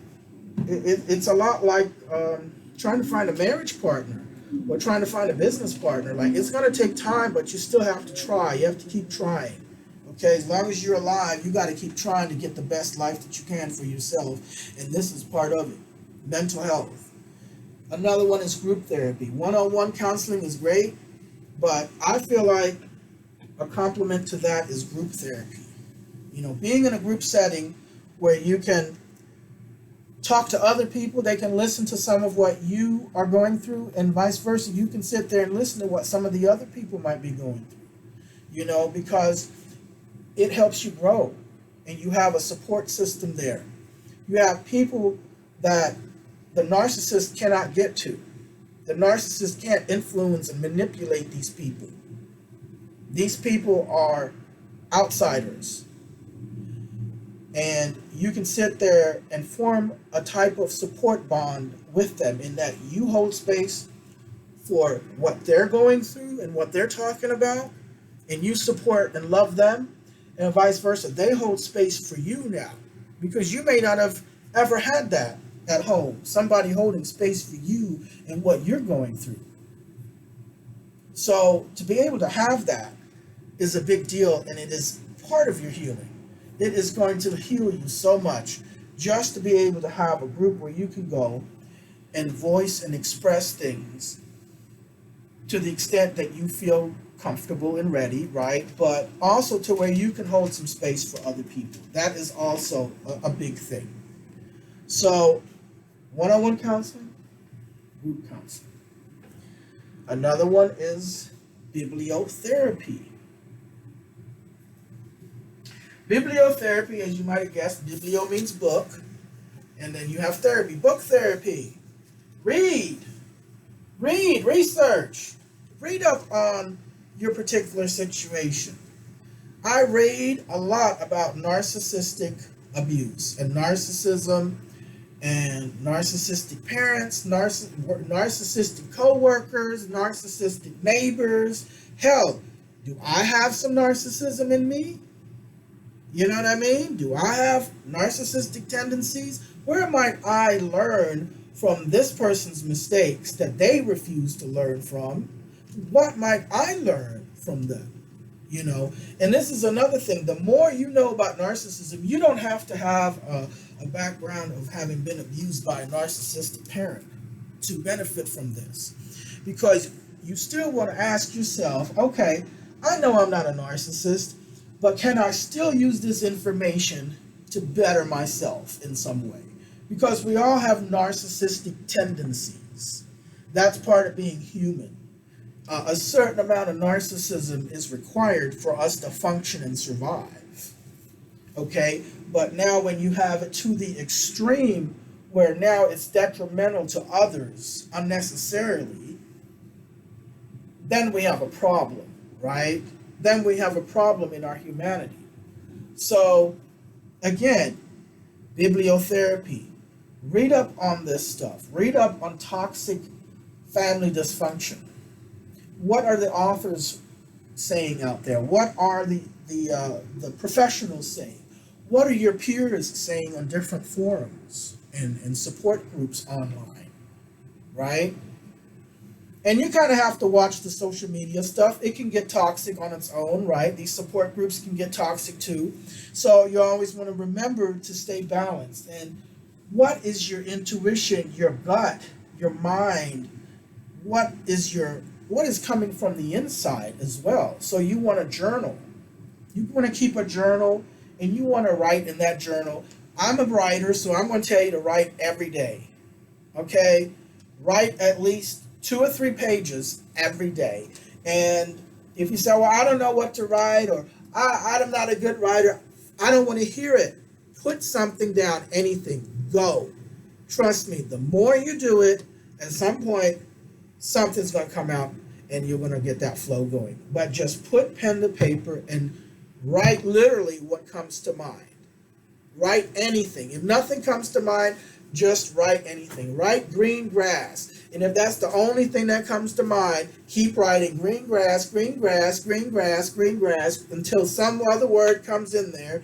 Green ass grass, green ass grass, asshole, asshole, go, go, go kart, just go, any random word, go and write in your journal. Because that is the process of opening up those things that you need to be writing down and seeing in words and going back and reviewing and marinating and processing. Okay? Now I know for some of you that might be a scary thing because you might not be ready, because you know there might be stuff right there by your throat. You choking it down. You've been choking it down all your life. You know, either you're swallowing something, whether it's food or some alcohol, to swallow it down again and to kind of, you know, numb you away from it, but it's always there on the surface trying to get out of that throat, okay? It's choking you up. It's time to let it go. It's time to let it come on out in a safe environment, in a safe space and setting, so you can deal with that monster, so you can deal with that pain, so you can deal with that fearful thing, so you can confront what happened to you in your childhood, okay? The truth of the matter about the people that you love. You got to face the truth about the people you love.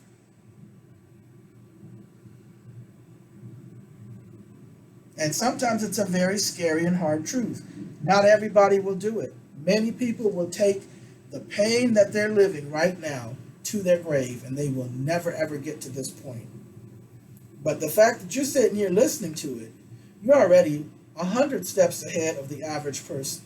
And if you're somebody like me who's went ahead and went on full on no contact and cut somebody off, a narcissistic, genetic person who is genetically related to you, i.e. an incubator or a narcissistic father or both, first of all, kudos to you.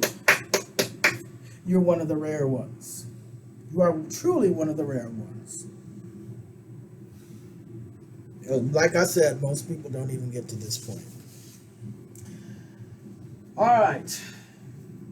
Another thing for mental health. Well, this is like a couple of these modalities that I really have had some really great success with, and that other people have had. And so I'm going to give my personal recommendations. I believe in psychotherapy. I'm not much into psychology. Psychologists. I've had all kinds of mental health professionals over the years. I've been going to mental health professionals now on and off for 25 years, give or take a couple of months, maybe 26 years. I first started at 21. As soon as I left that environment, I went straight to a mental health professional. I had a counselor and I had a psychiatrist. Oh, I'll take that back. Not 21, but 22. It was 22 years. I was 22 years old. Not 21. Okay? So, I've been going on and off, and I've had psychologists, I've had psychiatrists, I've had psychotherapists, I've had life coaches, I've had psychiatric nurses, I've had psychotherapists, I've had hypnotherapists, NLP practitioners. I've had it all. I've had all the major mental health types of professionals that you can think. I've had LMFTs. I've had social workers. I've had a social worker, a couple. I don't enjoy working with social workers. They're not mental health therapy people at all. So, but I've had a couple of social workers. They substituted for a counselor that I was going to see in a group setting. I've had one-on-one and group, and like I told you earlier, I think having both is a really, really good combination. Not just one, but when you have a group with you, you know, A group setting in counseling is you can get things that you can't get from the one-on-one, and vice versa. The one-on-one, you're going to have a different types of dynamic and energy and benefits than you have from a group setting. But let me tell you about the modalities as far as psychotherapy. Like I said, I prefer a psychotherapist, basically for the fact that to me it's more practical. A psychologist, I always feel like it's up in the air, it's vague, it's fuzzy. I can't really grasp it. I can't really do anything practical with it. But when I'm with a psychotherapist and we're using a modality like EMDR, eye movement desensitization reprocessing, again, eye movement desensitization reprocessing, EMDR or CBT, cognitive behavior therapy, or DBT, dialectical behavior therapy, or family systems constellation therapy, whatever else, there's something practical. There's something for me to do, and then there's an end result with KPIs, key performance indicators, and checks and balances for me to measure the result. And it's concrete. You see what I'm saying? I know this is working because X, Y, Z, and this and that. And here are the steps. I know I feel better now because now I've been able to get some clarity on my thoughts and untwist my thinking. You see, there's actual things for you to do. And I'm a practical person. I like the esoteric, I like the philosophical stuff. I love that stuff. I drink it like water, but I also need to be able to bring it down to earth and make it practical, something concrete. You know what I'm saying? So me, I prefer the psychotherapy route, and like I told you, these modalities, EMDR, CBT, DBT, NLP. NLP stands for Neuro-Linguistic Programming. DBT stands for Dialectical Behavior Therapy. That is especially good for people who might be borderline personality disordered, and a lot of times you tend to pick up these kinds of fleas from the narc parent. So a lot of times narcissistic people tend to have children that have borderline personality disorder, or they have strong tendencies towards being borderline personality disorder. So again, DBT is an excellent modality to use to help you heal from that and to become a better person so you don't follow in those footsteps unknowingly, quote unquote, right? CBT, cognitive behavior therapy, I think that's good for anybody. You don't have to have a mental health issue because we all have distortions. We all have twisted up biases. We all fall prey to all or nothing thinking, black or white thinking, and especially if we're going through a depression, you can benefit from CBT because there's a lot of twisting going on in a depressive state. There's a lot of distortions, cognitive distortions, because that's part of what depression does. It distorts a lot of your thoughts. You have the inner sadness, and then, of course, it bubbles forth into your thoughts that are now affected, and you're kind of looking through a darkly tinted window as opposed to a clear window. You see what I'm saying? So that's what depression does to people. So again, anxiety, chronic anxiety, generalized anxiety, GAD, right? If you have some of this going on, CBT may be a really, really cool tool. I can't say enough good things about these modalities, especially CBT and EMDR and NLP. So, and as far as family systems constellation, that's another one. And basically, that modality is really great because it teaches you how to reparent yourself, how to become your own mother, your own father, to where you can get the power back, reclaim yourself in your own original true self, you see. Because now, when you're in that state, you don't need anything from your mother or your father. You don't need anything from the person who gave birth to you or the person who's responsible for impregnating the person who gave birth to you. You don't need anything from these people. Because now what you needed from them, now you are able to give yourself as an adult. That's really what every adult should be able to do. And when I say should, I know in CBT we're not supposed to say shoulda, woulda, coulda, right? But when I say should, I mean, we all should be happy. We all should have perfect families. We all should reach our maximum potential. We all should live forever. That kind of should, right? It's not the real world we live in, but we should, right? So, we all deserve to reach our fullest potential as adults. We all deserve that, no matter who we are. And part of that being in your full potential is the ability to reparent yourself, to give yourself these things that you might be wishing your mother and father would have given to you when you were a child. And that keeps ringing throughout your body and mind day after day in the background as you're trying to live and function in this life as an adult now. You see? So what I'm bringing to you, what I'm bringing to the table here for you, and really just for myself, but I know you are listening too, so I'm sharing it. I'm giving it out here to share with others, including you. So what I'm saying here to you is, if you're not already on this path, how about this Christmas? How about this Christmas? Give yourself the gift of being and reparenting yourself and being your own mother and father, and giving yourself finally these things that you've always needed from these people but never got and never will get. You're dealing with a narcissistic incubator or a narcissistic father. Are you kidding me? Now it's time for you to give it to you. Because let me tell you something.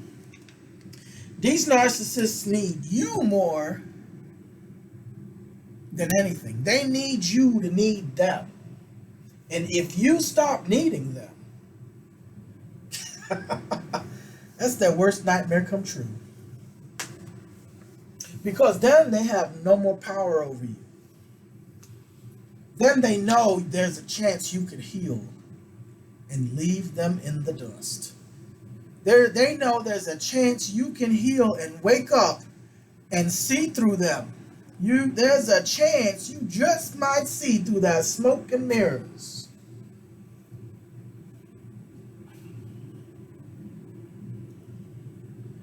And decide to leave them in the dust.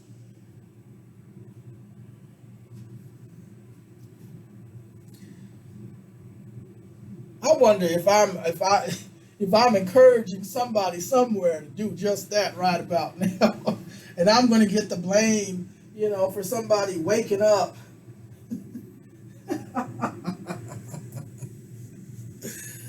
Oh boy.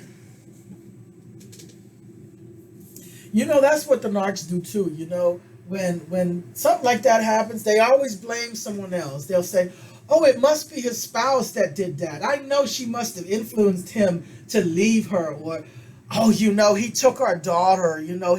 He's from the devil. He's a evil man. He took our daughter from us. They always want to blame someone else. Oh, that must be your friends you're hanging out with.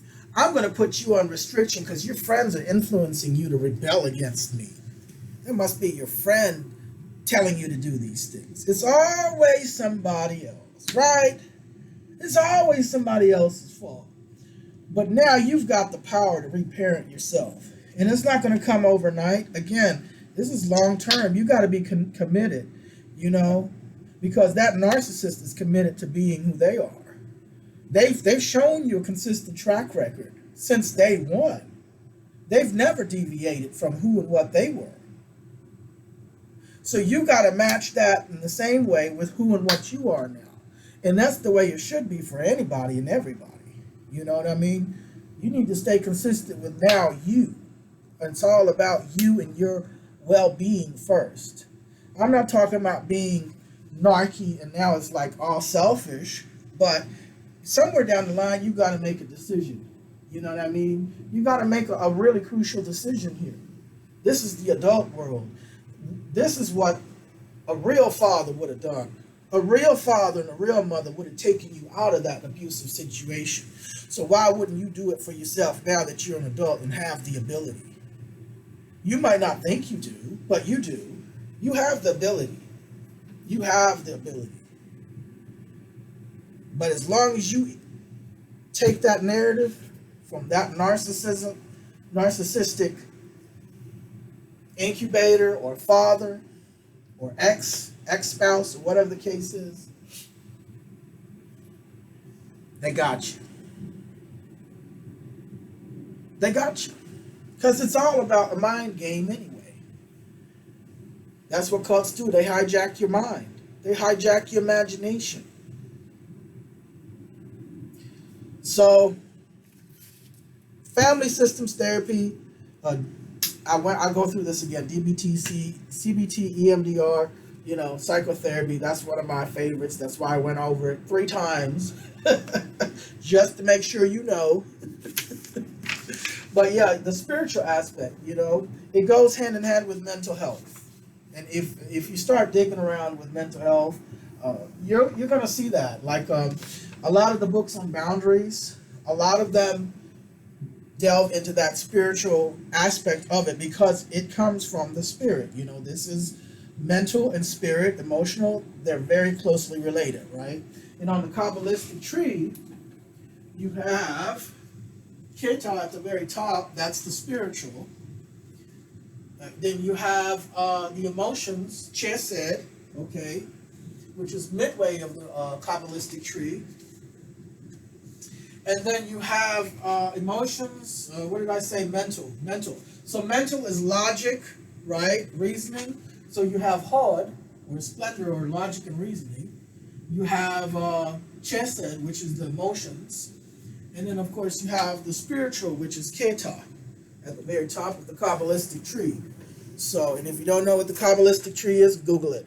Anyway, so for those of us who are familiar with my affinity for the Kabbalistic tree, because I talk about it in every other video just about, at least once or twice. Those of us who know about the Kabbalistic tree and the occult and magic and things like that, we know that there is a very, very strong link between the mental health, the emotions, and the spiritual aspect. So, another thing you need, speaking of emotions, is emotional regulation. And, this, again, is like so many things in life. We all could use improvement in these areas, no matter how great you are in it already. Emotional IQ, being able to read other people's emotion and understand and empathize, empathy, compassion. It's very hard when you've been abused. It's very hard to experience or have these qualities because your body's in constant PTSD and survival mode. Even when you're sleeping or resting, because you've gone through this trauma. So until you're able to release this trauma, not just mentally but also physically, out of your physiology and let your body reprocess it in a safe, healthy way now, to where it's not stuck in your body causing, traumatic flashbacks over and over, in whatever form, right? Once you can release and reprocess that, then you can get to the point of regulating your emotions and being in touch with your emotions and your feelings, and being also at the same time aware and in touch with others' emotions and feelings around you, and that plays into communication skills too. So one of the things that I recommend for anybody who's on this path to healing and recovering from narcissistic parents and narcissistic abuse, be it from a family member or a spouse or somebody that you had an interaction with. Another thing is doing your research and learning to brush up on your communication skills. And that includes writing, that includes speaking, right? Writing and speaking, and also thinking, processing information. So, there's all kinds of books out there, library, support your public library, Google, YouTube, And you can just start wherever you want, how to speak to people, how to get people to like you, how to influence people, how to, have empathy, how to practice a little humility. There's all kinds of stuff out there. And you just, even if it feels weird, or if you're not really feeling like this, you're ready for that, still grab something and read on it. Just because you're reading on it doesn't mean you have to do anything about it right now, right? Just kind of get it in your head and get it, let it marinate. You know what I mean? Information is like that. You're not going to get it all in one day anyway. But emotional regulation, emotional IQ, your emotions are very important. Because if you're not aware of your emotions, if you don't have an increase in a high emotional IQ, you're still going to be vulnerable to that narc. Because that narc may not have emotional IQ in the sense of a healthy way, but they know your emotions. They know what hot buttons to push on you.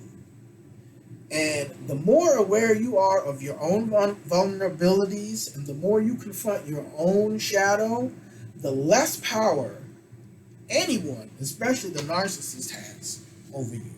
Because they're banking on you to be just like them and to look away, to not confront. Because see, the narcissist is really a weak person. They might not, physically appear to be a bigger person, and they might be somebody that beat you and bullied you and stuff, but mentally and emotionally, spiritually, and in their heart, they're a weak, coward person. You know why?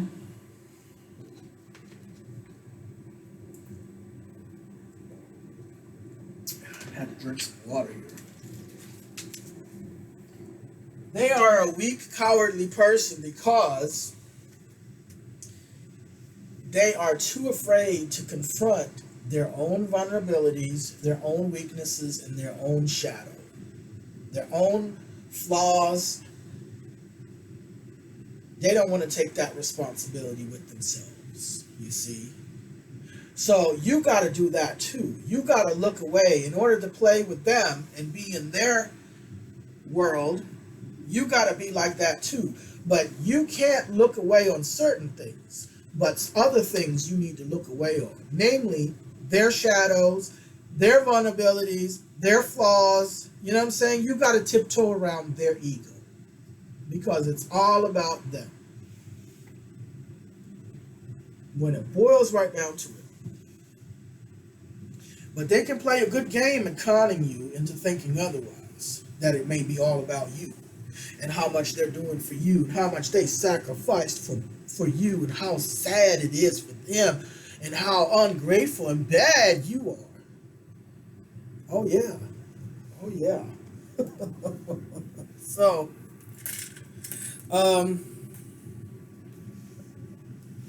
you take that power back when you start reparenting yourself.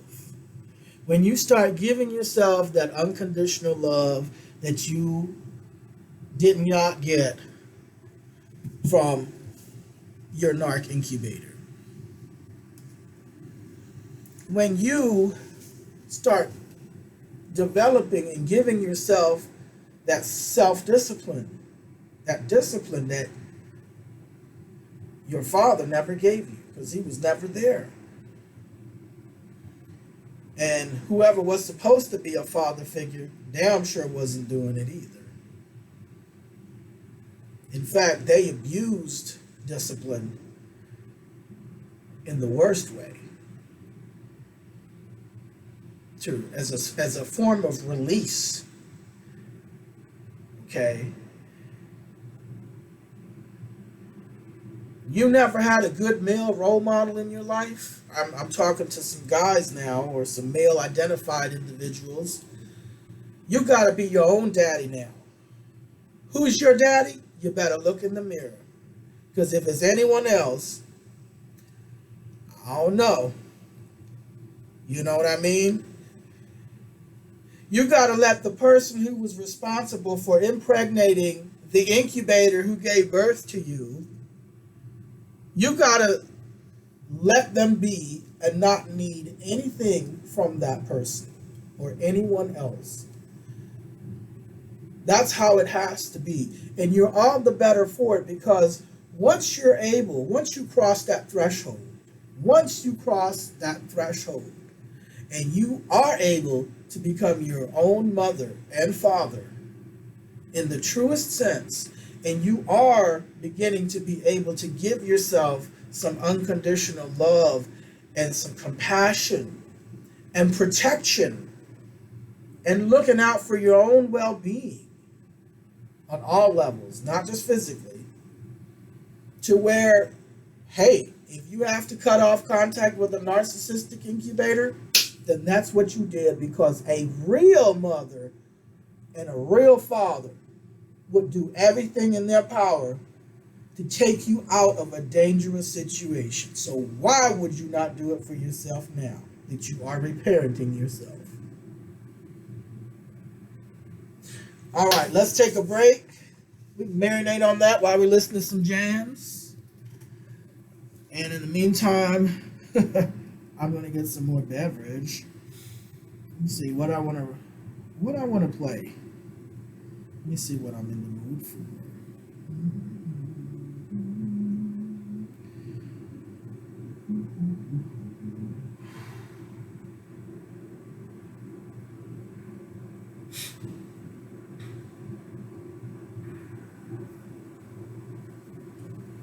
Here we go. Something smooth.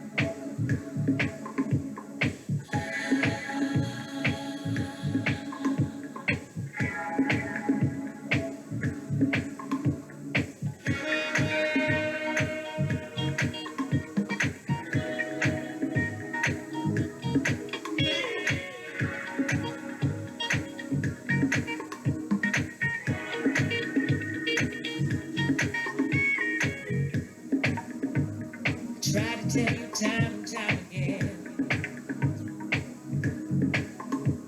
you're trapped inside a feeling, and your skin never ends.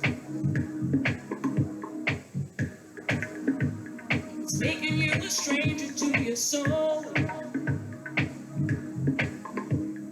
Pray to lose the memory, soon we forget. You keep hoping it'll go.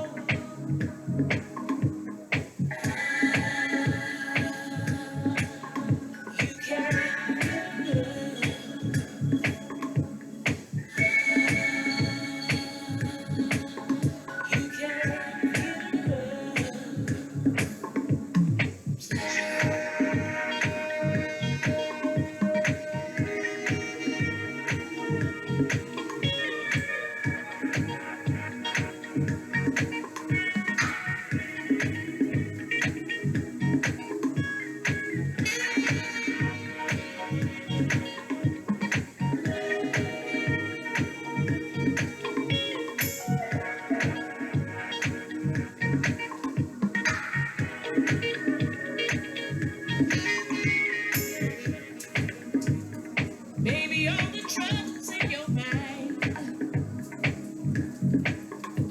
you can take a couple pills and try to hide your worries if you like.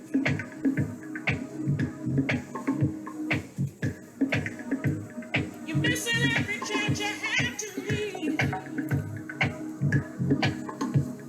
Soon you'll be regretting the people that you let it and the person that you've been.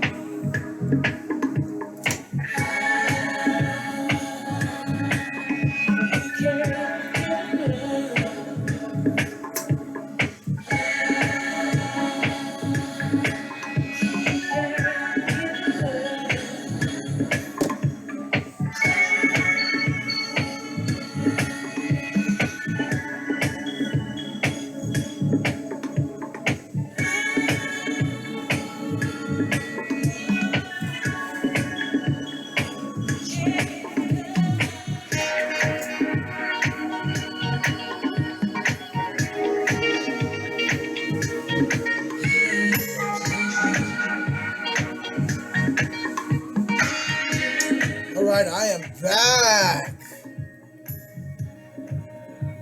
All right. It is 6 minutes at the top of the hour, 4:06 out here in Southern Cali, LA Metro, LA County, P-Town. Just a hop and a skip away from downtown LA. Yes. I'm talking about 5-10 minutes. Yeah. Hey, they call us Snobby Town over here. Can you believe that? They call us Snobby Town. Now, I know out here, we're a little different than the folks down in LA, downtown LA area, and then, Hollywood and Eagle Rock and Glendale and San Gabriel and San Marino and Altadena. I know we've got, but hey, it's not snobbiness, man. It's not snob. No. It's refinement. It's class. Anyway, I'm back. We're talking about narcissism, toxic incubators, narcissistic parents, narcissistic la familia. Okay.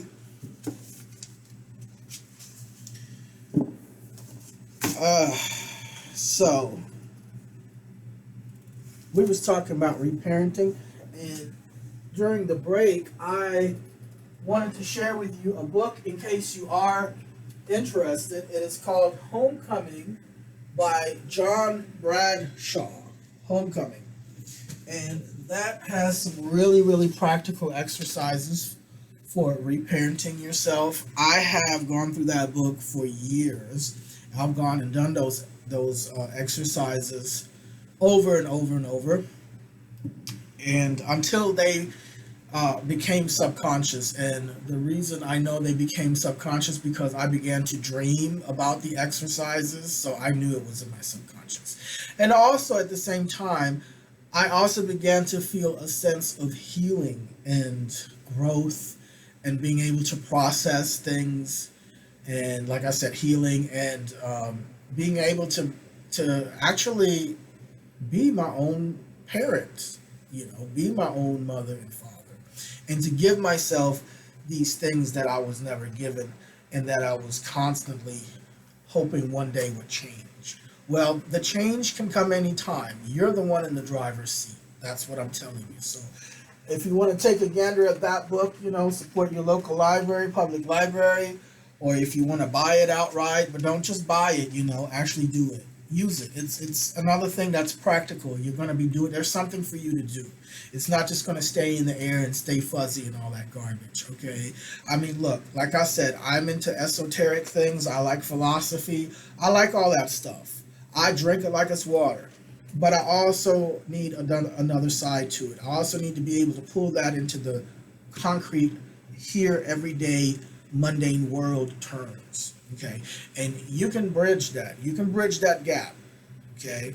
And this is one of the bridges I'm handing to you is a book recommendation. Okay.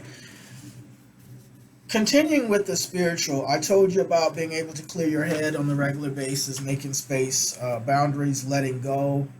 Another thing is communing with something higher, okay? Excuse me. Now, I want to preface this because I know I have a variety of different listeners. Sometimes I know there's people listening in here that I don't even know because it is on a public platform. So whether you're someone who's religious or someone who may not be religious, or someone who's atheist, please look at these terms with a grain of salt, okay? Don't get stuck on these terms, because some of these terms that I'm going to throw out here are highly charged. There's a lot of different beliefs surrounding these terms, but I'm trying to get you the idea. What I'm really trying to do is get you the idea of reaching up higher and growing and expanding higher beyond your current self, okay? So if you're religious, communing with God, communing with the divine If you're New Age or occult, communing with Keta, or communing with the Ain, or the all that is, or the absolute. If you're atheist, communing with the highest ideal that you can imagine beyond yourself, something better, higher, larger. You know what I'm saying?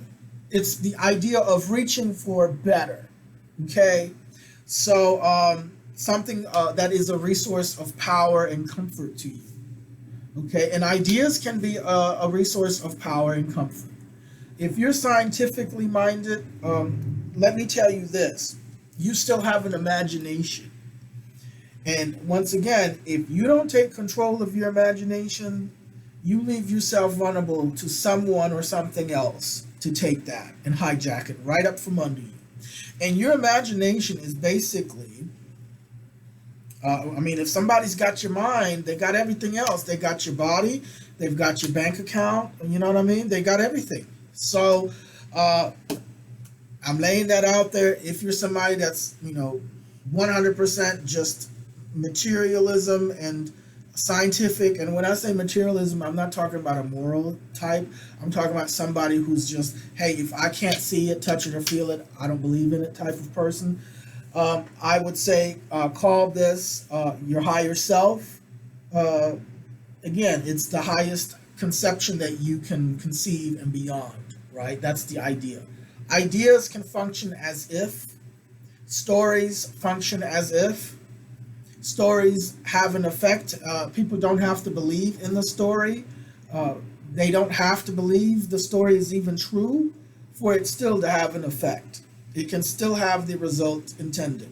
That's the thing, the beautiful thing about stories, is they don't have to be believed for them to have the effect that you intend to have. Same thing with ideas. Ideas can function as if it were true. Ideas can have effects. Just entertaining ideas. So entertaining the idea of growth, of reaching up higher,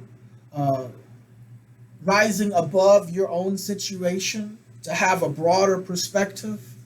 All of these things play into this, is what I'm communicating with you. So I'm going to say communing with the divine, but you know what I mean, right? Okay, excuse me. Translate that into your own personal system of what you do as far as when you do that, okay? But that is some of the things that I would recommend. And because you need something where, we all have needs. We all have needs. And one of the things we have a need for is creativity. And a lot of times when we have dysfunction and imbalance in our lives, it is that urge of creativity that is thwarted or distorted. It's a distorted sense of creativity. When you boil it down to just objective things, if you're able to take the charge out of it, if you're able to step out of your own personal situation to be able to look at something objectively, no matter how painful that was in the past, right? And this is not something you'll be able to do if you haven't done the work and enough time has passed for you to have healed and processed and grown. I'm talking about advanced stuff here, super advanced stuff. So, you may not be able to do that right now, and there's nothing wrong with that if you're not, okay? But I'm able to do that with some things right now where I'm at in my life. And, when you look at these things just in dry, objective terms where you're detached, there's no emotional charge, there's no hate, there's no love, there's complete detachment, indifference, and letting go of it.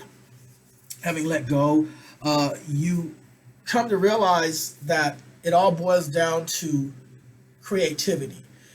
Whether it's somebody who's being murdered, or it's somebody who's being abused, or somebody stealing a car, all of these, the root core is a thwarted or distorted, imbalanced process of creativity, okay, that person is expressing, okay?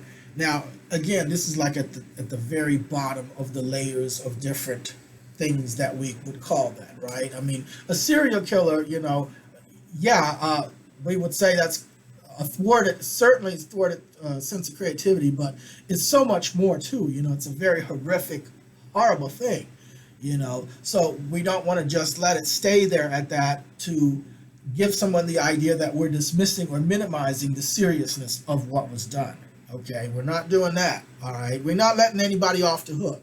Okay, but again, what we're doing, we're also going to that path of empowerment, because if you're able to step back and objectively analyze what has happened to you in such a way as we've just done, that gives you a lot of power, and it gives you a lot of protection from these types of people, you see. And again, that scares the shit out of the narcissist. But you're not going to let the narcissist know any of this, because quite frankly, you don't have to explain yourself to them. And it's only going to give them leverage to try and hurt you and manipulate you and pull you into some mess and continue on, because they need you, you see. They need you like a crack addict needs crack. They need you like a meth addict needs meth. They need your energy. They need you to see them and need them, because they are desperate for your narcissistic supply. And they are paranoid that one day, any day now, you might just wake up and leave them because of who they are. No one can know their secret, because they're wearing a mask. I was always shamed when I had little masks. I had these toys, these little masks. I don't know what they were. I think they were like Halloween or something like that. When you have like toys and you have these masks where you dress up in like Superman or whatever, right? And I remember this incubator used to fucking lose her shit. You hear me? Every time I wore them little toy masks, and I was like 5 years old, 6 years old, right? Every time I wore a mask and I was playing with my friend, she would freak out. Why are you always wearing a mask? Why are you always wearing a mask? You want to hide who you are. And then I would hear her tell her adult friends, yeah, my child always wants to wear a mask, always wants to hide themselves and hide their true, who they really are. And like, I was just like, I didn't understand what she was talking about. Like, what was the big deal about me wearing a mask? I mean, obviously you bought me this toy, so but I'm telling you that and then my mask would disappear. I don't know if she threw them away, but now looking back as an adult, do you see the connection here? Do you see this connection here? These people know exactly who they are, but it's a deep fear and a deep secret. Okay, it is their secret. And for some reason with this particular narc, masks triggered her. Little toy masks that other kids playing with, right? So yeah, I I just wanted to relay that because of the mask issue. These narcs, they wear a mask of normalcy. They wear a mask of whatever they think they need to do to play up on people and to influence people and to put a narrative out there about themselves. And when you no longer play along, then, watch out. So you need constant reminders. That's basically what I'm telling you. A regular reminder, because they do want to put a mask of normalcy on this type of behavior in your interactions with them. They will gaslight you into doubting your own reality if you let them, And this is the thing, you're an adult now. If children is a different thing, that's a whole different thing. But as an adult, do you really need these people in your life? This Christmas season, this Thanksgiving season, this Halloween season, do you really need these people in your life? And if so, to what extent? Do you really need them to the same extent that has been for years and years? You know what I'm saying? Do you really need to put up with the same things that you have been putting up? You should not be staying with people for the sake of family. Don't put up with abuse for the sake of family. That's not normal. That's not healthy. And I wouldn't want that for you or for me or anybody. No one deserves that.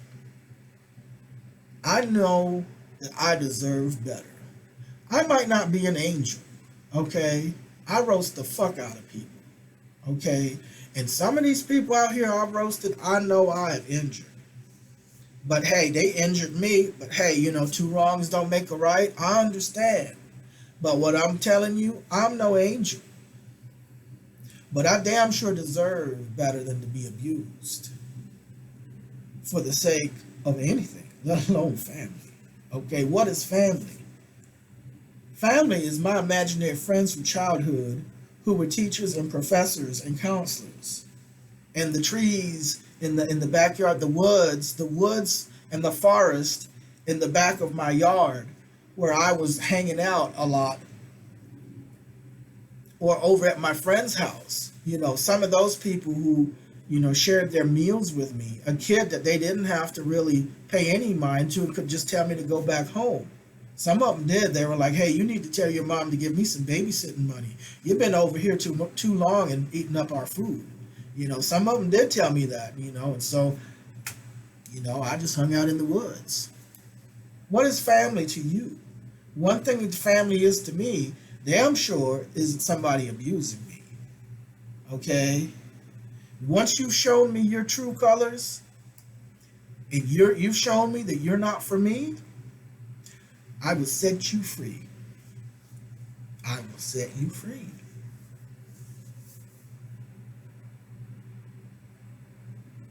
You know what I mean?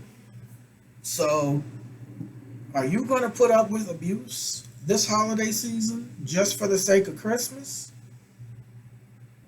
Just for the sake of a family Thanksgiving dinner?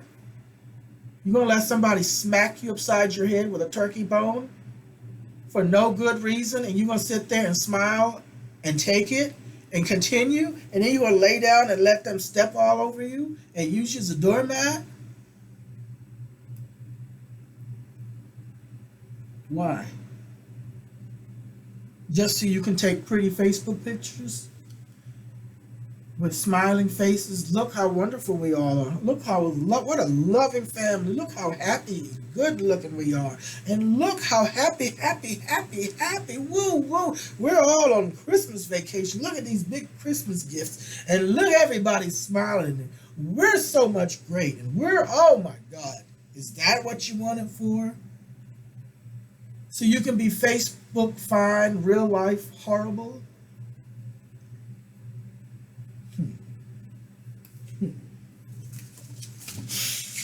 You deserve better, right? I think so. Don't you think you deserve better? So constant reminders. Well, you might be asking, okay, what do you mean regular basis? Is it every day, all day? Is it once a week? Is it once a month, once a year? What is regular? Okay, well, how many times a day or a week do you eat? That regular. Well, you eat 3 times a day at least, right? Then that's what I'm kidding, maybe, not really. Okay, but yeah, it needs to be regular about the amount of time that you eat. Okay, you eat at least once a day, so you need to have something to help you along, and I'm not saying you gotta watch every day a video on narcissism, or every day you gotta read in a book. There's a number of ways to do things. You can, if you're short on time, a lot of times life gets in the way. You don't have a lot of time or energy, blah, blah, blah. But every day you can do maybe a couple of minutes. Maybe you can just, if it's very tiring, sometimes you might skip a day, but you want to do it at least a couple of times a week, 3 or 4 times a week, right? And like I said, a 5-minute video, 10-minute video, or get a book and read a couple of pages every other night, right before bed or first thing in the morning or whenever you get a break, lunchtime, however you want to do it. Counseling, how acute are you? Well, you might not be aware, start with once or twice a month, and then go from there. You know what I mean? And if you have some issues with money as far as paying fees, try to get some of the free clinics, or try to find some that have a sliding scale, based upon your income, where you might be able, like if you have no income, they have a lot of things out there where you might end up just paying $1 or $2 for each counseling session because you don't have any money, or a lot of them are free too. I mean, it all depends on where you live. But yeah, that's kind of what I recommend, especially if you are still involved with a narcissist, or you've been white knuckling it, as they say, where you may have gone full on no contact, but you've white knuckled it. You haven't gone to counseling. You haven't done the work. I would highly, highly encourage you to go ahead and do the counseling and start beginning on that journey of working on that work, because you have been leaving yourself highly vulnerable to that narc. And these narcs, they have a sixth sense about that. They can smell it. You will not be able to fake it. It has to be legit, and that just takes time. It takes repetition, it takes patience, and it takes courage and commitment and self-discipline. So that's what I'm laying out to you. And if you've already been on that journey, continue on that journey. Renew and refresh. Do you need to see, how long has it been since you've seen your counselor? Do you need to see the counselor, or maybe do you need to watch some videos? When's the last time you looked at healing from narcissism, or dealing with a toxic parent, or 7 signs of a narcissistic father, whatever the case is, right? When's the last time you've looked at a few videos and listened to some information to keep it fresh, to keep it clear in your mind? Because again, the whole energy from these people is one of fog and confusion, fear, obligation, and guilt, okay, which confuses, brainwashes, and most of all, normalizes, or even causes a type of amnesia type, to where you remember it, but you don't. You know what I'm saying? It's like you didn't forget, but it just, some kind of fog. Well, that's what I'm telling you. Okay, so you got to do your part, because again, like I told you earlier, the narcissist is committed to themselves in that respect.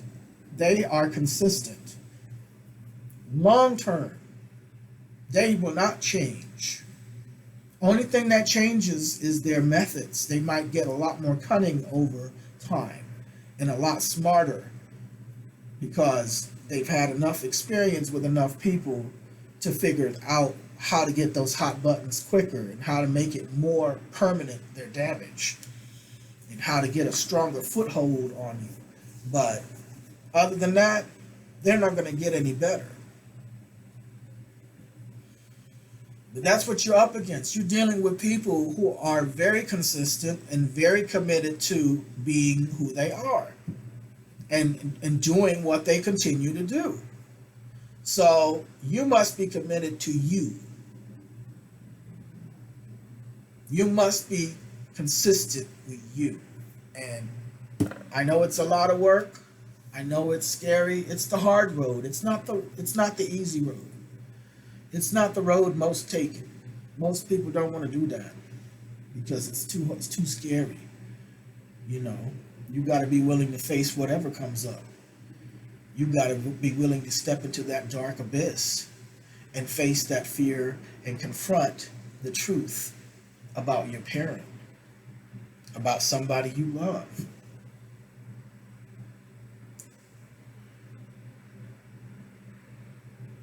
And then you got to be willing to face the truth about you and what you might have picked up from that parent. You're going to go through all of the grieving process, the grief, the anger, the rage, the sadness, the depression, the anxiety, the relief. There's a sense of relief too. I know when I cut that incubator off,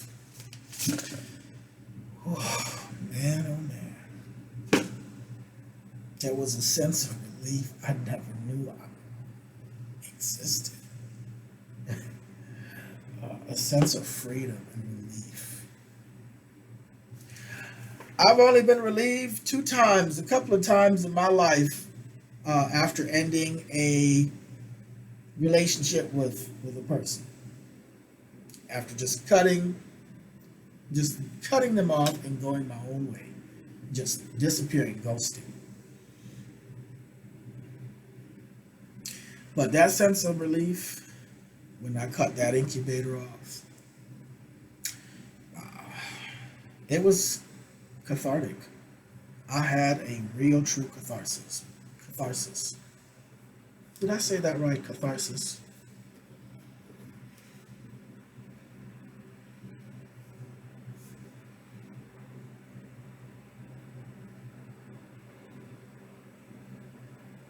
Yes, catharsis.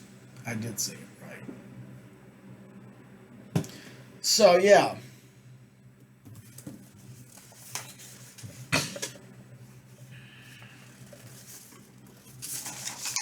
Let's see here. There was something else I wanted to talk to you about. Yeah. You know,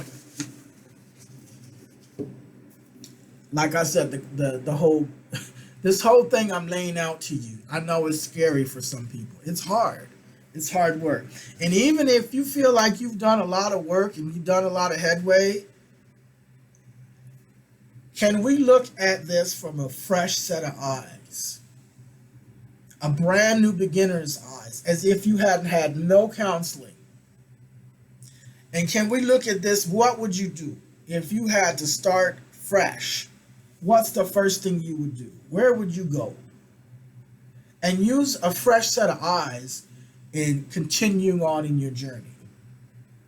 But this time use a beginner's mindset, because a beginner can see things that you, as an experienced person who's been there, got that done the t-shirt for years and years and years, won't see.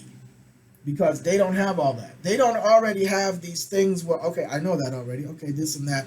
And you tend to already make decisions, and you miss these little things that are right in front of you that beginner is going to pick up, you see.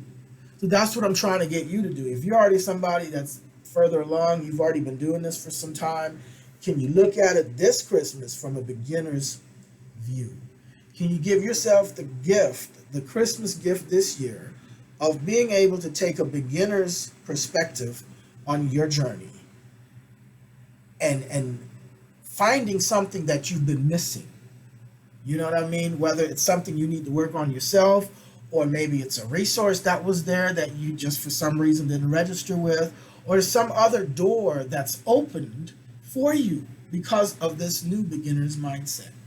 And it's not forgetting like what you know and your growth, but having that perspective, you know, putting on that set of eyes that a beginner would have, looking at everything and analyzing and seeing where's that next step, right? Yeah, that's all I'm laying out for you. But if you are a beginner at this journey, or you thinking about getting on this journey, I know I'm not telling you or asking you to do something easy or simple. This is some scary ass shit. There were many times I had to face my own darkness because of what I went through, and these fleas that I had picked up, and had to undo that and untwist that type of thinking. You know what I mean? And those distortions, those cognitive distortions. And it was scary. It was not easy. Very scary. When you go down that deep, dark abyss and you look your greatest fears in the face and you confront them head on, holy shit. Holy shit. You gotta be crazy, right? Crazy. You gotta be crazy, right?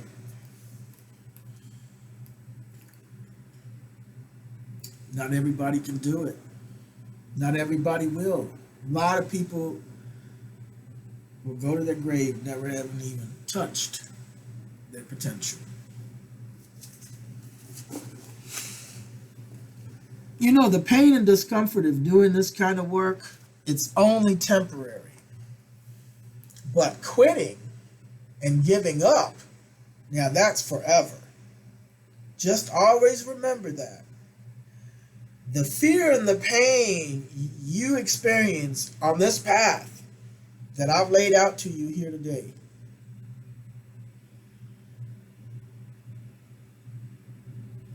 it's only temporary. But if you quit, that lasts forever.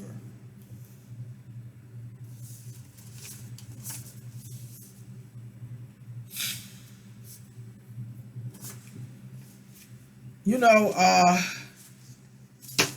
like I said, it's a scary journey, and sometimes you know, in my journey, I wanted to know the truth. I wanted to know the truth. Was it really so? And I received recordings. I received recordings some years ago, which I'd never ever spoken about to anyone. And I have received some recordings in more recent times. From multiple, this is about multiple situations and it's from multiple sources. So it's not just one individual. I'm not going to say how many. It's not that many. Certainly not that many. Yeah. And it, like I said, it is on a couple of different situations that I'm lumping together here under this topic of narcissism.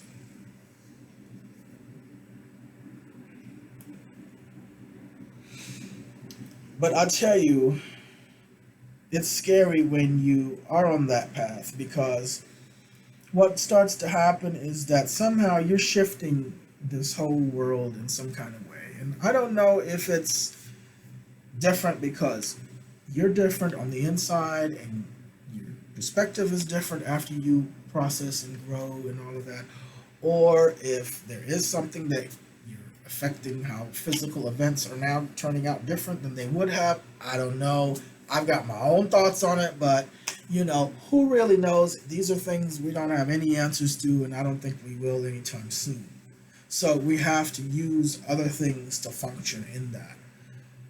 But I tell you that that saying, be careful what you wish for because you just might get it, is so true. In dealing with certain situations and with certain people, I declared I wanted to know the truth. When I was reviewing these things in my mind and journaling in my own private sphere and meditating, processing, healing, processing some more, healing, living, going back to it, journaling, checking for my KPIs, key performance indicators, you know, concrete things that I have checks and balances to see my progress and growth. And all of that, I would constantly say, I want to know for sure about XYZ. And my God, if I didn't get it, and not just once, but apparently multiple times, about multiple situations here. Okay. Man, sometimes when you hear it directly from the horse's mouth, you know, look, this one particular person, that person, they said, look, I'm here to tell you this and this is what this person said, and this is what they wanted to do. XYZ, right? Now, this person, I'm like, okay, I believe you. I know you're not lying, but this is unbelievable. This is unbelievable. I believe you, but I don't. because I have to see it, hear it for myself. And I remember this person, this one here, said, "Are you sure you know what you're asking for?" And see, that person was already miffed at me because I had gotten this person to tell me. See, we had gotten into a conversation, and we led down a path to where we had started talking about a certain person. And I had said something to the effect of, you know, I'm still not sure about this person. You know, maybe it's not how I think it is. Okay, not knowing that this person I'm talking to had some damn recordings. So this person has said to me, "Look here, I'm gonna come clean to you about a couple of things, X, Y, Z, A, B, C, this and that." I said, "Really? Really, motherfucker?" The person said, "Yes, listen, it's not what you think, blah, blah, blah." I said, "Okay, whatever. Give me those recordings." And so the person told me, tried to warn me, I guess, call themselves warning me, talking about, "All right, listen, this person here we're discussing, you know, they said XYZ, and, you know, they wanted to do XYZ." And that's when I said, "You lying. You're lying, man. You lying, what?" The person said, "No, I'm not lying to you. This is what they said, and this is what they wanted to do, XYZ." I said, "Give me those recordings." Person said, "Are you sure you know what you're asking for?" I said, "Give me those motherfucking recordings."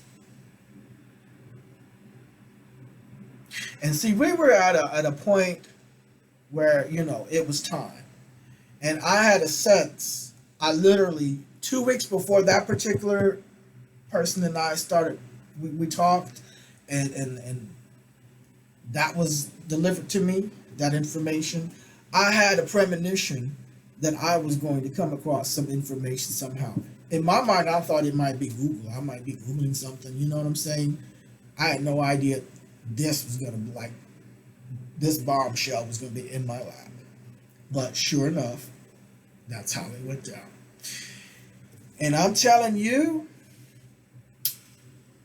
that saying, "Be careful what you wish for, because you just might get it," was just going in the back of my head after I got done listening to that. And it was quite a bit of recording, I have to say.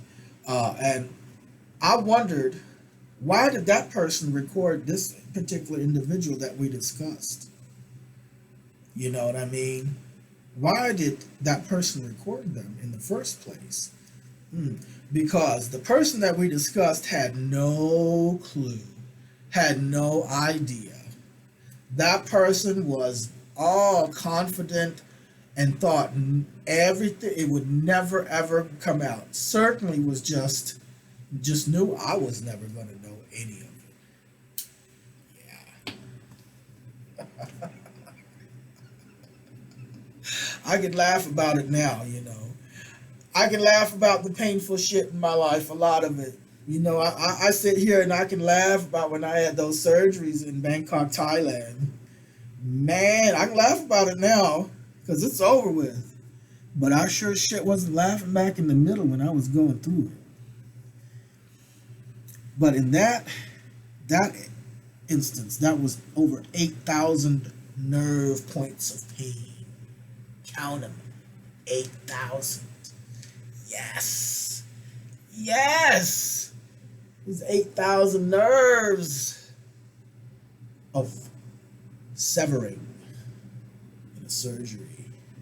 Far away from all you know, from anybody you know, all alone.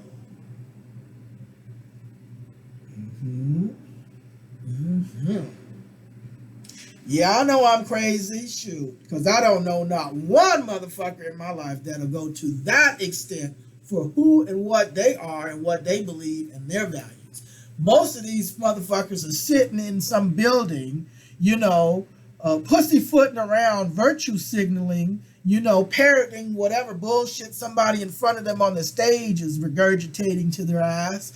And then they're going to take their ass to the Chinese buffet afterwards and stuff their goddamn throats and go home and pass out only to start their whole work week all over again. Okay? Miserable fucking lives of self-denial, self-deception, and hypocrisy to the max. It's easy to sit somewhere and give lip service to something. Hell yeah. You will not lay your life down like I did. You will not lay your motherfucking life down for your values and beliefs. You will say you will, say you will, say you won't. I don't know why that song came to mind. By Kansas. I love that song. But yeah, these people won't do that. You can't even stop sucking on the alcoholic bottle at night for your motherfucking belief system. You know what I mean? You can't even stop jacking off the gay midget porn for your belief system. Steady on these nasty ass sites every damn chance you get. And then you want to grab the Bible right quick when somebody walks in the room and look like you've been studying the Bible. You ain't studying the Bible. So I don't know anybody that's willing to go to that extent. Okay, I think a lot of people, if they had to do that, they're going to regroup real quick. They're going to be like, "Oh no, I'm atheist." What? I thought you were Christian. Oh no. If I got to die right now, if I got to go through what you're talking about, 8,000 points of pain. Oh no. Let's talk. Look, I'm turned Buddhist. Okay, Buddhist. Yeah, I'm Buddhist now. Do I still have to lay down my life for it? Because if not, I'll just turn atheist.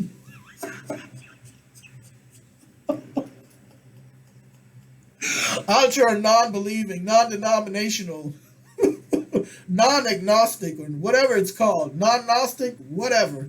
Nothing, okay? I ain't going to die for nothing. I'm off the hook now. Thank you. See you later, Gator.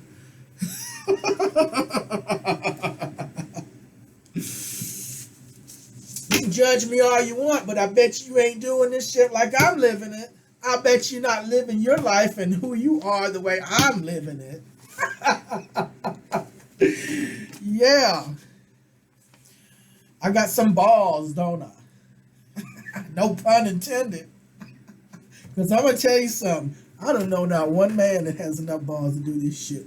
If they had to do it like I did it, I don't think any, look, them little ball sacks would just fall on off. They'd be like, oh shit, I know I ain't got no balls for that. No. Yeah. Anyway,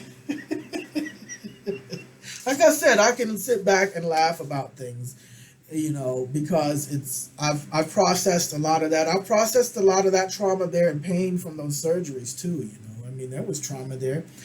There was an instance where I was being anesthetized, and I don't know, the anesthesia, it felt like really cold ice going through my body, and all of a sudden my heart, I had like this really sharp shooting pain in my heart, and you know, I couldn't move. I had no control over my body, and I kept trying to tell them, hey, can you stop this? My heart isn't, you know, I feel like my heart is exploding, and they just were like trying to hold me back. Oh, lay down, and I couldn't talk, and this thing was taking over me, and I had no control over my body, and you know, next thing I know, I'm out. But that trauma right before, like, it still was there, and I had to process that because that was traumatic. Like, that was fucking traumatic, you know.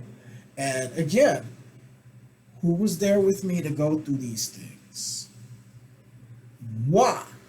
Solamento. Okay? Yeah. Number one stunner. And then I used my creativity there too.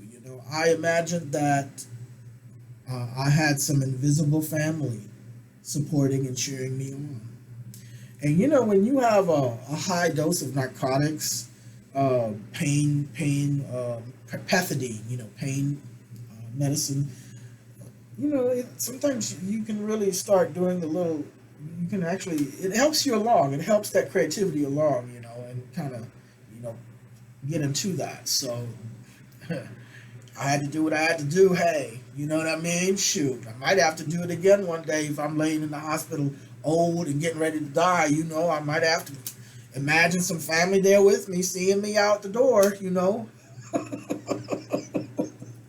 Well, at least it won't be the first time. We're like, well, I've had practice.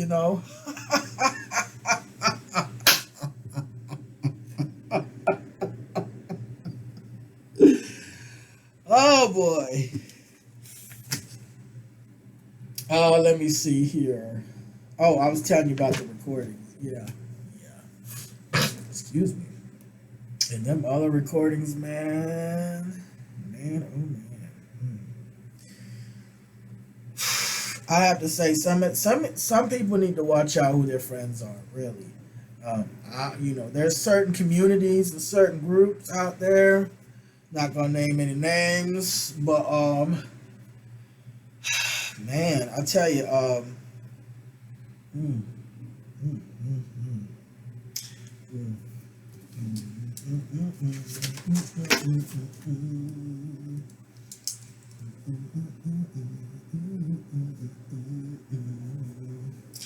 Really need to be careful. You got to be aware of your surroundings and who's around you. And who is really your friend. I think some people still haven't learned that lesson, and they keep experiencing the same patterns, and they at some point you got to stop being blaming the people as much as maybe looking at yourself and saying, well, I mean, you have a high tolerance for these types of things, these types of people. What did you expect? You let them in your life. Look, you let some roaches in your house, they're going to have more roaches come in and breed, and you're going to have a house full of roaches.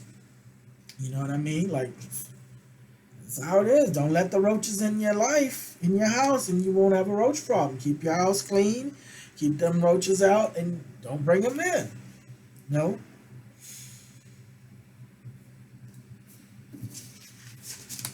I had this acquaintance that had a roach problem pretty bad, and that was the problem, bringing in stuff that had roaches, and now you got these roaches. Don't bring the la cucarachas in your house. Leave them out. But some people, I have to say, be careful out there. Stop doing each other dirty. Stop doing each other dirty, people.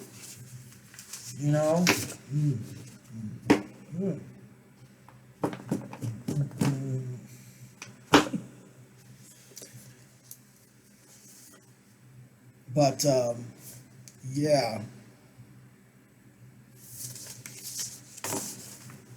I tell you, going back to that other situation with those other recordings, yeah.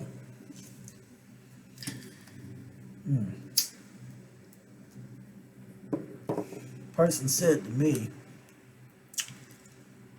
I've been wanting to give you this for a long time, I said, then why didn't you?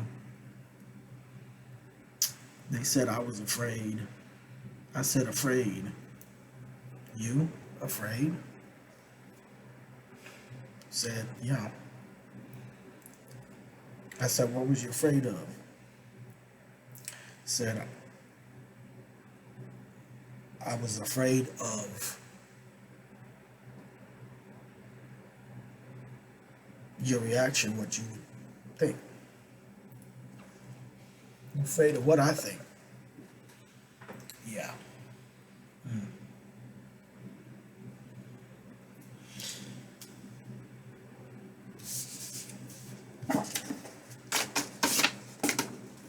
Then I said, well,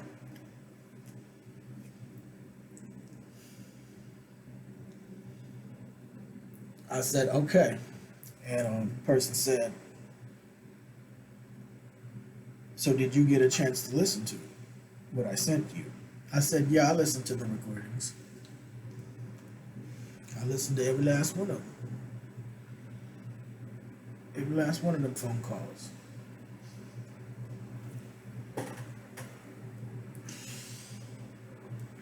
And that other one in the car.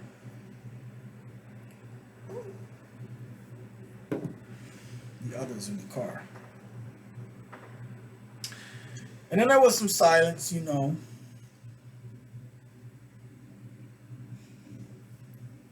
And then they said, okay, so what are your thoughts? You want to talk? I said,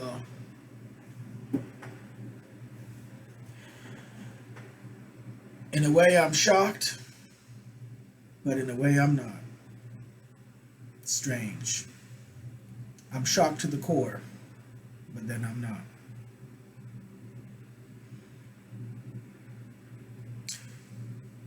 And I said,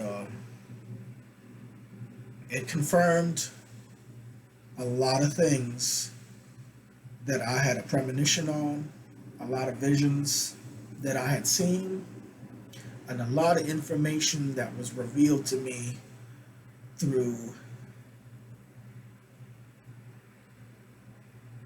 certain means.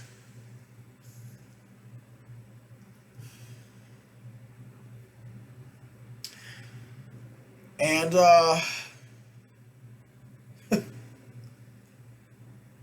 you know, the person said, I have some more recordings. I said, what? You're still holding back on me. I said, give me everything you have. And I should have known better to ask for what I wanted because I got it. And again, it was just like, holy fuck. I'm so glad I cut that person out of my life. Whoa! I am so thankful to everyone and everything that has helped me to be safe and get away and cut this person out of my life. You know what I mean? And oh my God.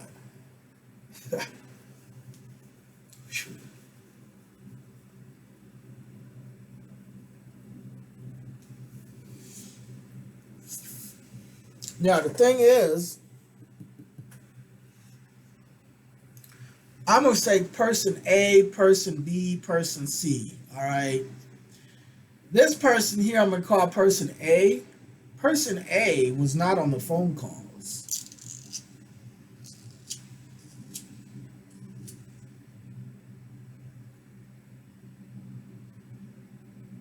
But person A was recording that. Not recording it, but I don't know if person A was recording or if they had gotten it from person B. I don't know who was recording it. I'm not quite clear on who was recording it, person A or person B, but that third person was on that, the person that we were discussing. We're gonna call that person person C, the one that we were discussing. And then that person told me I got recordings. Now that one, yeah.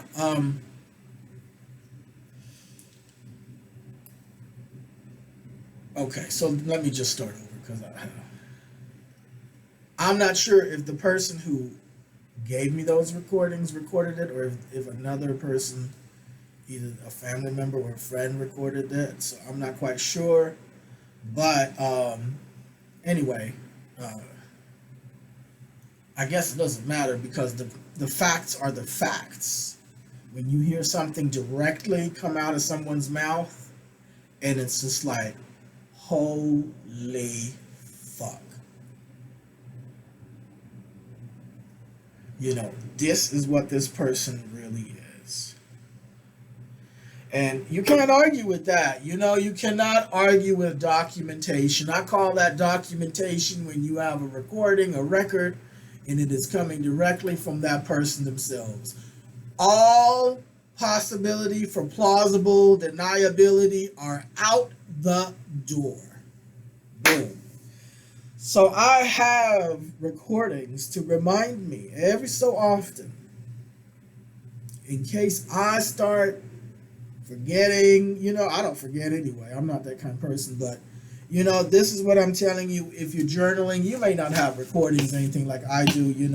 I have a unique life and flow. Things come to me, like things, the truth. Like if someone has been deceiving or backbiting behind me, it's only a matter of time till that information comes to me. I might not even be aware of it at the time. I might not have any clue. I might think that person's my buddy or my friend, and but in some kind of way, it always reaches me. It always has reached me in one way or another. Okay, and but reviewing things, keeping them clear in your mind, understanding why you made that decision, and on a regular basis, going back to it to remind you. Okay, that's the key. And really, that's with anything, right? If you're running a business, you always got to remind yourself of your big why, right? Because you can get lost in all the details for years and years, and then forget why you even are doing this, right? Same thing if you're on a health journey, you're trying to lose weight or you're trying to gain some muscle, or a little bit of both. You still gotta refresh your why every week, or some people do it every day. But you gotta get your affirmations there. Same thing if you're on a career path or you're going to school, you gotta get your why in on a regular basis. You gotta remind yourself why you're doing this. What is your purpose here? What's your big why? And this is the same thing. You need to be looking at the big why. What is your purpose here? And your purpose is for self-preservation, for self-care, for your own well-being. Because you cannot depend on the people who are responsible for your birth to do that. Okay, so however old you are, if you're 20 years old, if you're 30, if you're 40, if you're 50 or 60, these people have shown you 40 years of a consistent track record of not being healthy, not being part of your well-being, of abusing you. Abuse is abuse. Look up what abuse is. If that word triggers you and you're trying to say, oh, no, that didn't happen. No, my folks never done it. No. Okay. But I dare you to go research abuse and narcissistic parent abusing and all of that, and then get some time in and then marinate and see. And if you're still of that, okay, fine. Maybe you were lucky. Consider yourself lucky. But if you already have a strong emotional reaction to it, I suspect there might be something to unearth and uncover. I'm just saying. If there's a strong emotional reaction on your end about this whole topic, there might be something there. Okay? So, yeah.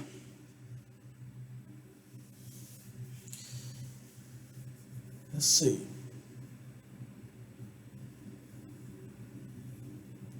So in review, I guess I'll just review because I think I've covered almost everything here.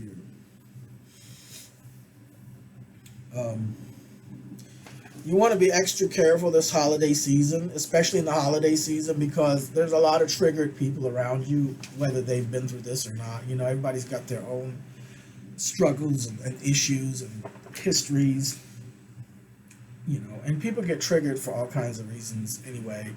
So, just be aware of other people being triggered and be aware of the possibility of you being triggered in some kind of way throughout the holiday season, whether it's being triggered to buy more products or family stuff, whatever the case is, right? It's okay. It's okay. Whatever feelings you experience, just know it's okay. Those are your emotions. Um, maybe make some space for them, as uncomfortable as they are. And if they're so overwhelming to where you just want to suppress them and not think about them, then that might be an indication for reaching out to a facilitator to help you along with that. And there's nothing wrong with getting a little help. What's wrong is knowing you need help and not getting it and letting things get worse. That's not normal, that's not healthy, and that's not right. Okay. So also, try to have some friends and friends you can trust, but don't use them as a substitute for counselors, right? I mean, because it's not fair to your friends. You're dumping all your stuff on them, and then they're having to hold this space constantly for you because you're not getting a counselor. So don't do that to people. Don't make other people a substitute counselor for a counselor. Okay, and that's not to say that you can't share with your friends about whatever, right? You just have to use discretion, and you have to be considerate of other people. Okay, that doesn't mean that they don't care about you or don't want to hear anything about it. But when you're talking about child abuse issues and stuff like that, like that's some heavy duty topics. And your friend, don't always feel entitled to your friend's time and energy about these things. That's what I'm saying. It needs to be with a professional who can actually guide you through a healing process, because your friend is not a professional. They haven't been trained to do that. Okay, so it's not their responsibility, and it's unfair to lay all this stuff in their lap as a substitute. Okay, your spouse, your boyfriend or girlfriend, significant other, your life partner, again, don't use them as a substitute therapist. It's not fair. Don't use whatever family you do have that you're on good terms with as a substitute for a therapist. Okay, don't use your coworker as a don't use your boss as a substitute for a therapist. You hear me? Get a counselor, straight up. And but also your friends, and if you have family that is safe and supportive, reach out to your friends, reach out to your family. Try to do something with them to keep a social thing going. If you've been kind of like not been going out, or you kind of feel like you want to isolate or something, just meet somebody for coffee, or meet somebody for a lunch or something, or I don't know, you can go to the park for a walk, or go walk around the block, something like that, where you're among other people, and you're among other safe people who care about you, and who love and care about you, and vice versa, right? And if you don't have any friends and family, then I would maybe throw that idea out. You could go volunteering somewhere. That's how you can meet new people. Just put yourself out there. Go out to the park, walk around. You can meet people anywhere, really. You can just, you can meet people at the grocery store. It's just all about you. If you're the kind of person that reaches out and speaks to people, hey, how you doing? Or, whatever. I mean, don't be creepy about it. But, you can always meet people any kind of way, So, excuse me.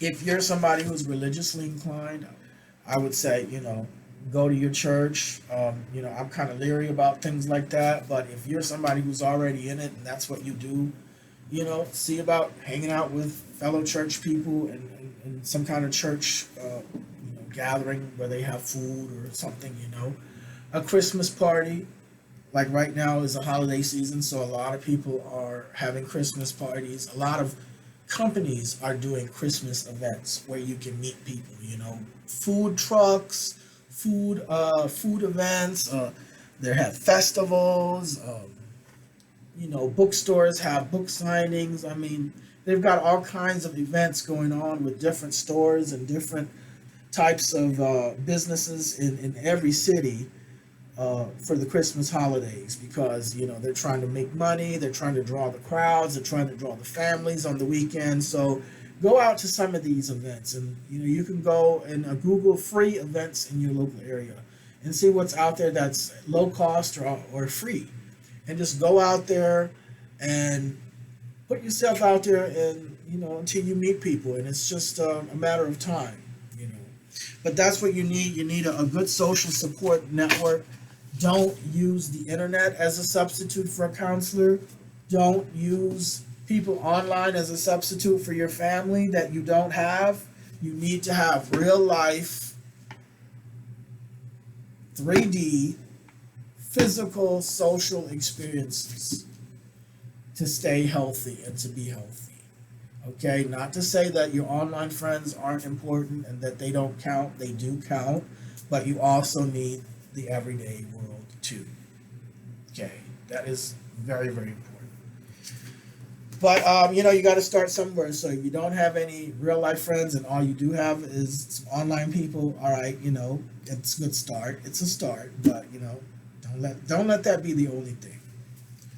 So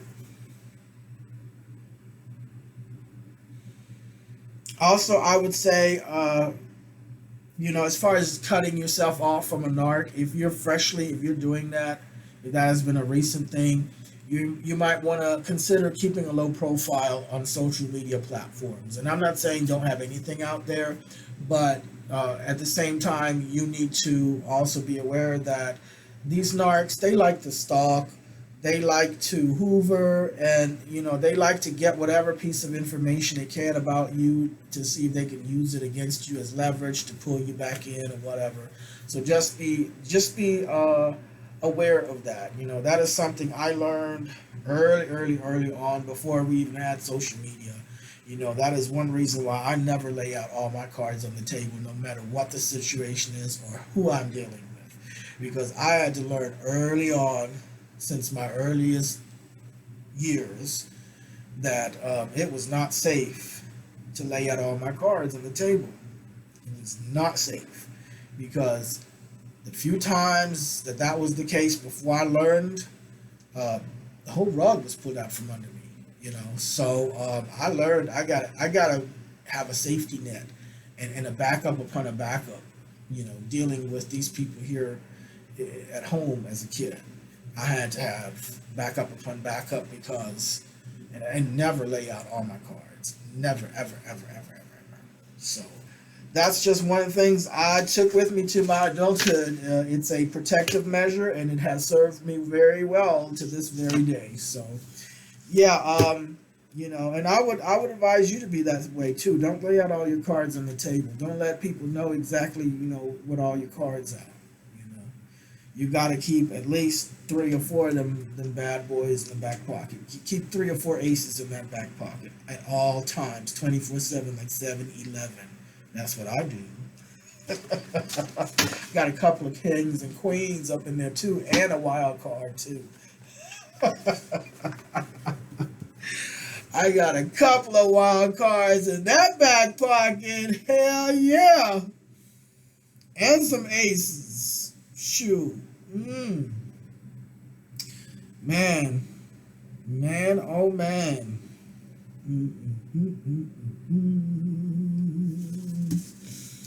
All right, that's it. So your steps: self-care, number 1; mental health, number 2; 3; the spiritual, 4; constant reminders, bam, and journaling. All right, cutting off a toxic parent.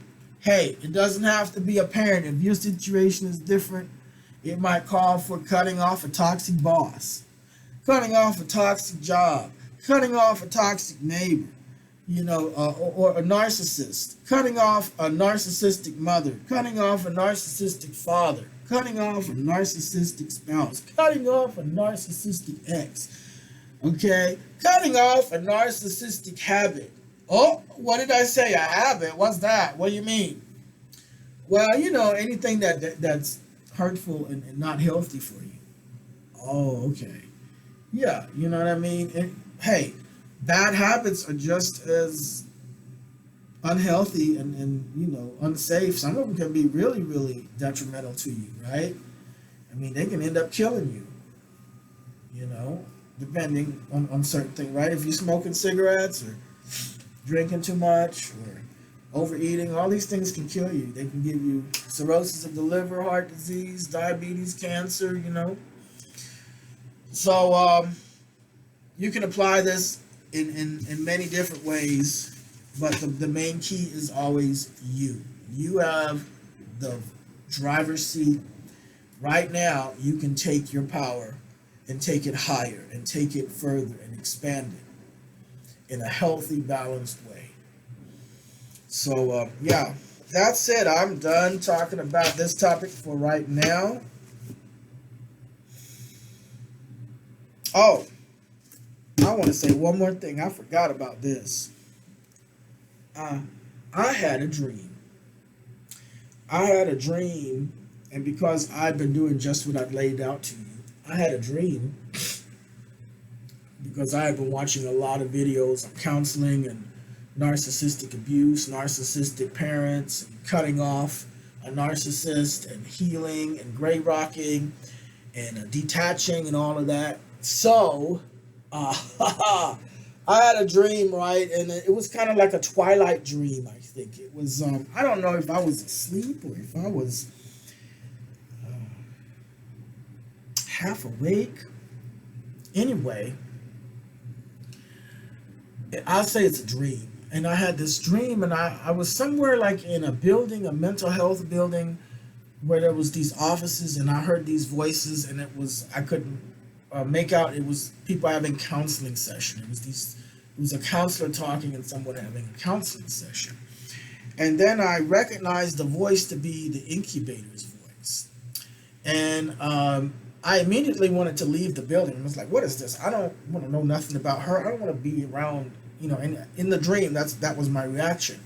And something told me, just observe and listen. Okay?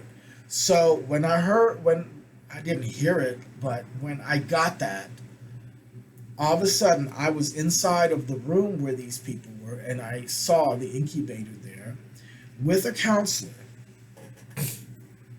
And she was sitting there crying. She was just bawling her eyes out. She was just bawling her eyes out. Crying to this counselor. And she was said, in the dream, she said, my kid won't even talk to me, and I did everything, and I sacrificed my whole life for this kid, and now this is the thanks I get, and I don't know what happened. And the counselor was just like sitting there, you know, taking it in and asking questions. And then she was like crying. She went on crying. The counselor was you know, just listening and whatever. And then this incubator in the dream, she said, it would be better for my adult son to be dead than to be alive and not talk to me. And the counselor was like stunned, you know, and it was like, why do you say that? And the incubator in the dream says, because at least if he were dead, I could go visit him, and I could go talk to him, and I could have peace. I could have peace within. I could have peace in my life. I need peace. I need a sense of closure and resolution. But as long as a person is alive and you can't reach them, you can't talk to them, but they're alive, I never have any peace. And so that dream, I woke up from that dream, and I was taken aback. And I Googled a couple of things, and I Googled about this. I Googled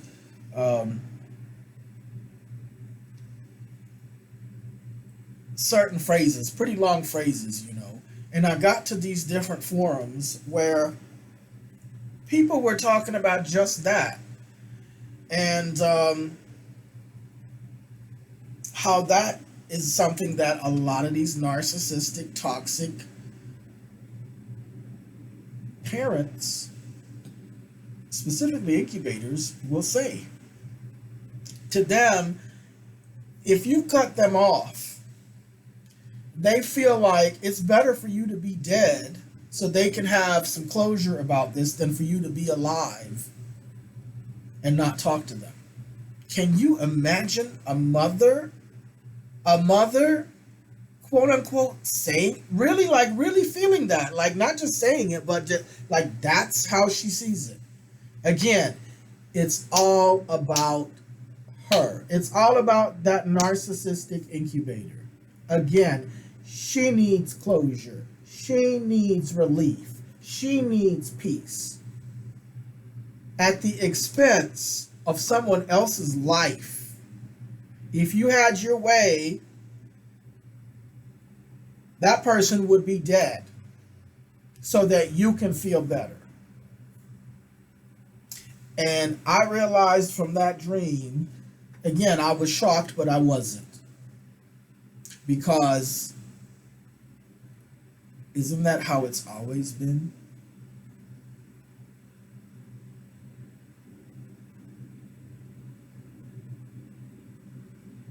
It's been like that since day one.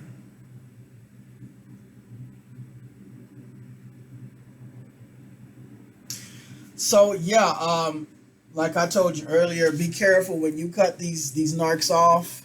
You need to stay with it, because if you ever let them back in your good graces, they're gonna finish what they started.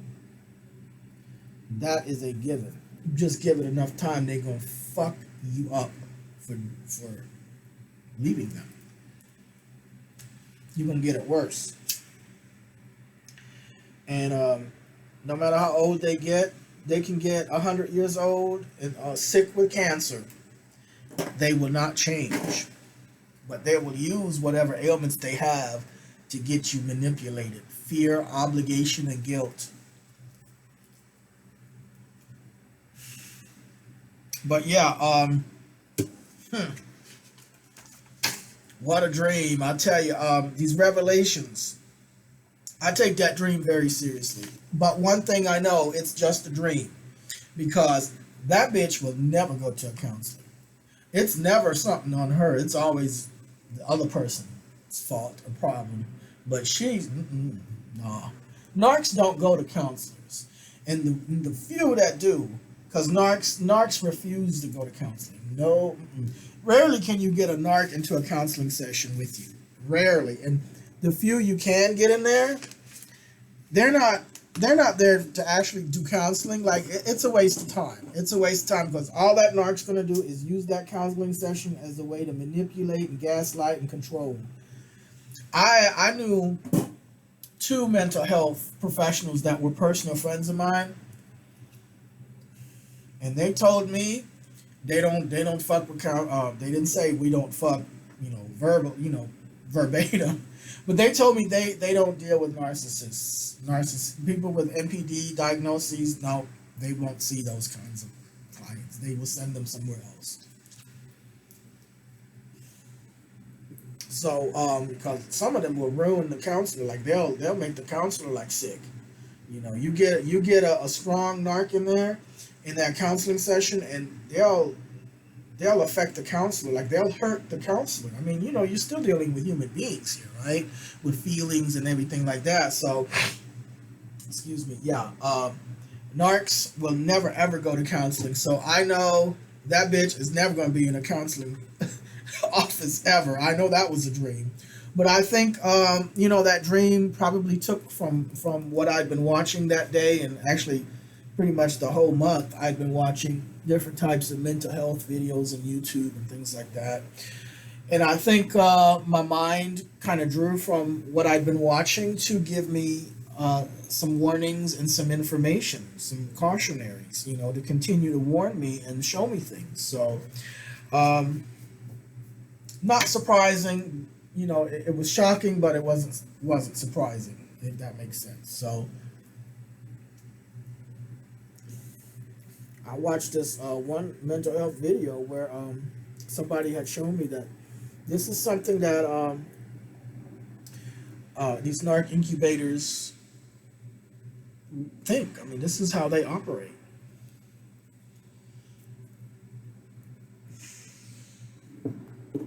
So, so yeah, I think that's about it. I might do another video up soon about a similar topic, or maybe even expound on this topic. All depends, but I hope this is something that can help somebody. If not, it's well worth a listen to, in my opinion. And yeah, I think I'm about done. Okay. Let's see. Yep. Thank you for listening. Thank you for tuning in, and I'll see you when I see ya. Maybe all the troubles in your mind. You can take a couple pills, try to hide your worries if you like.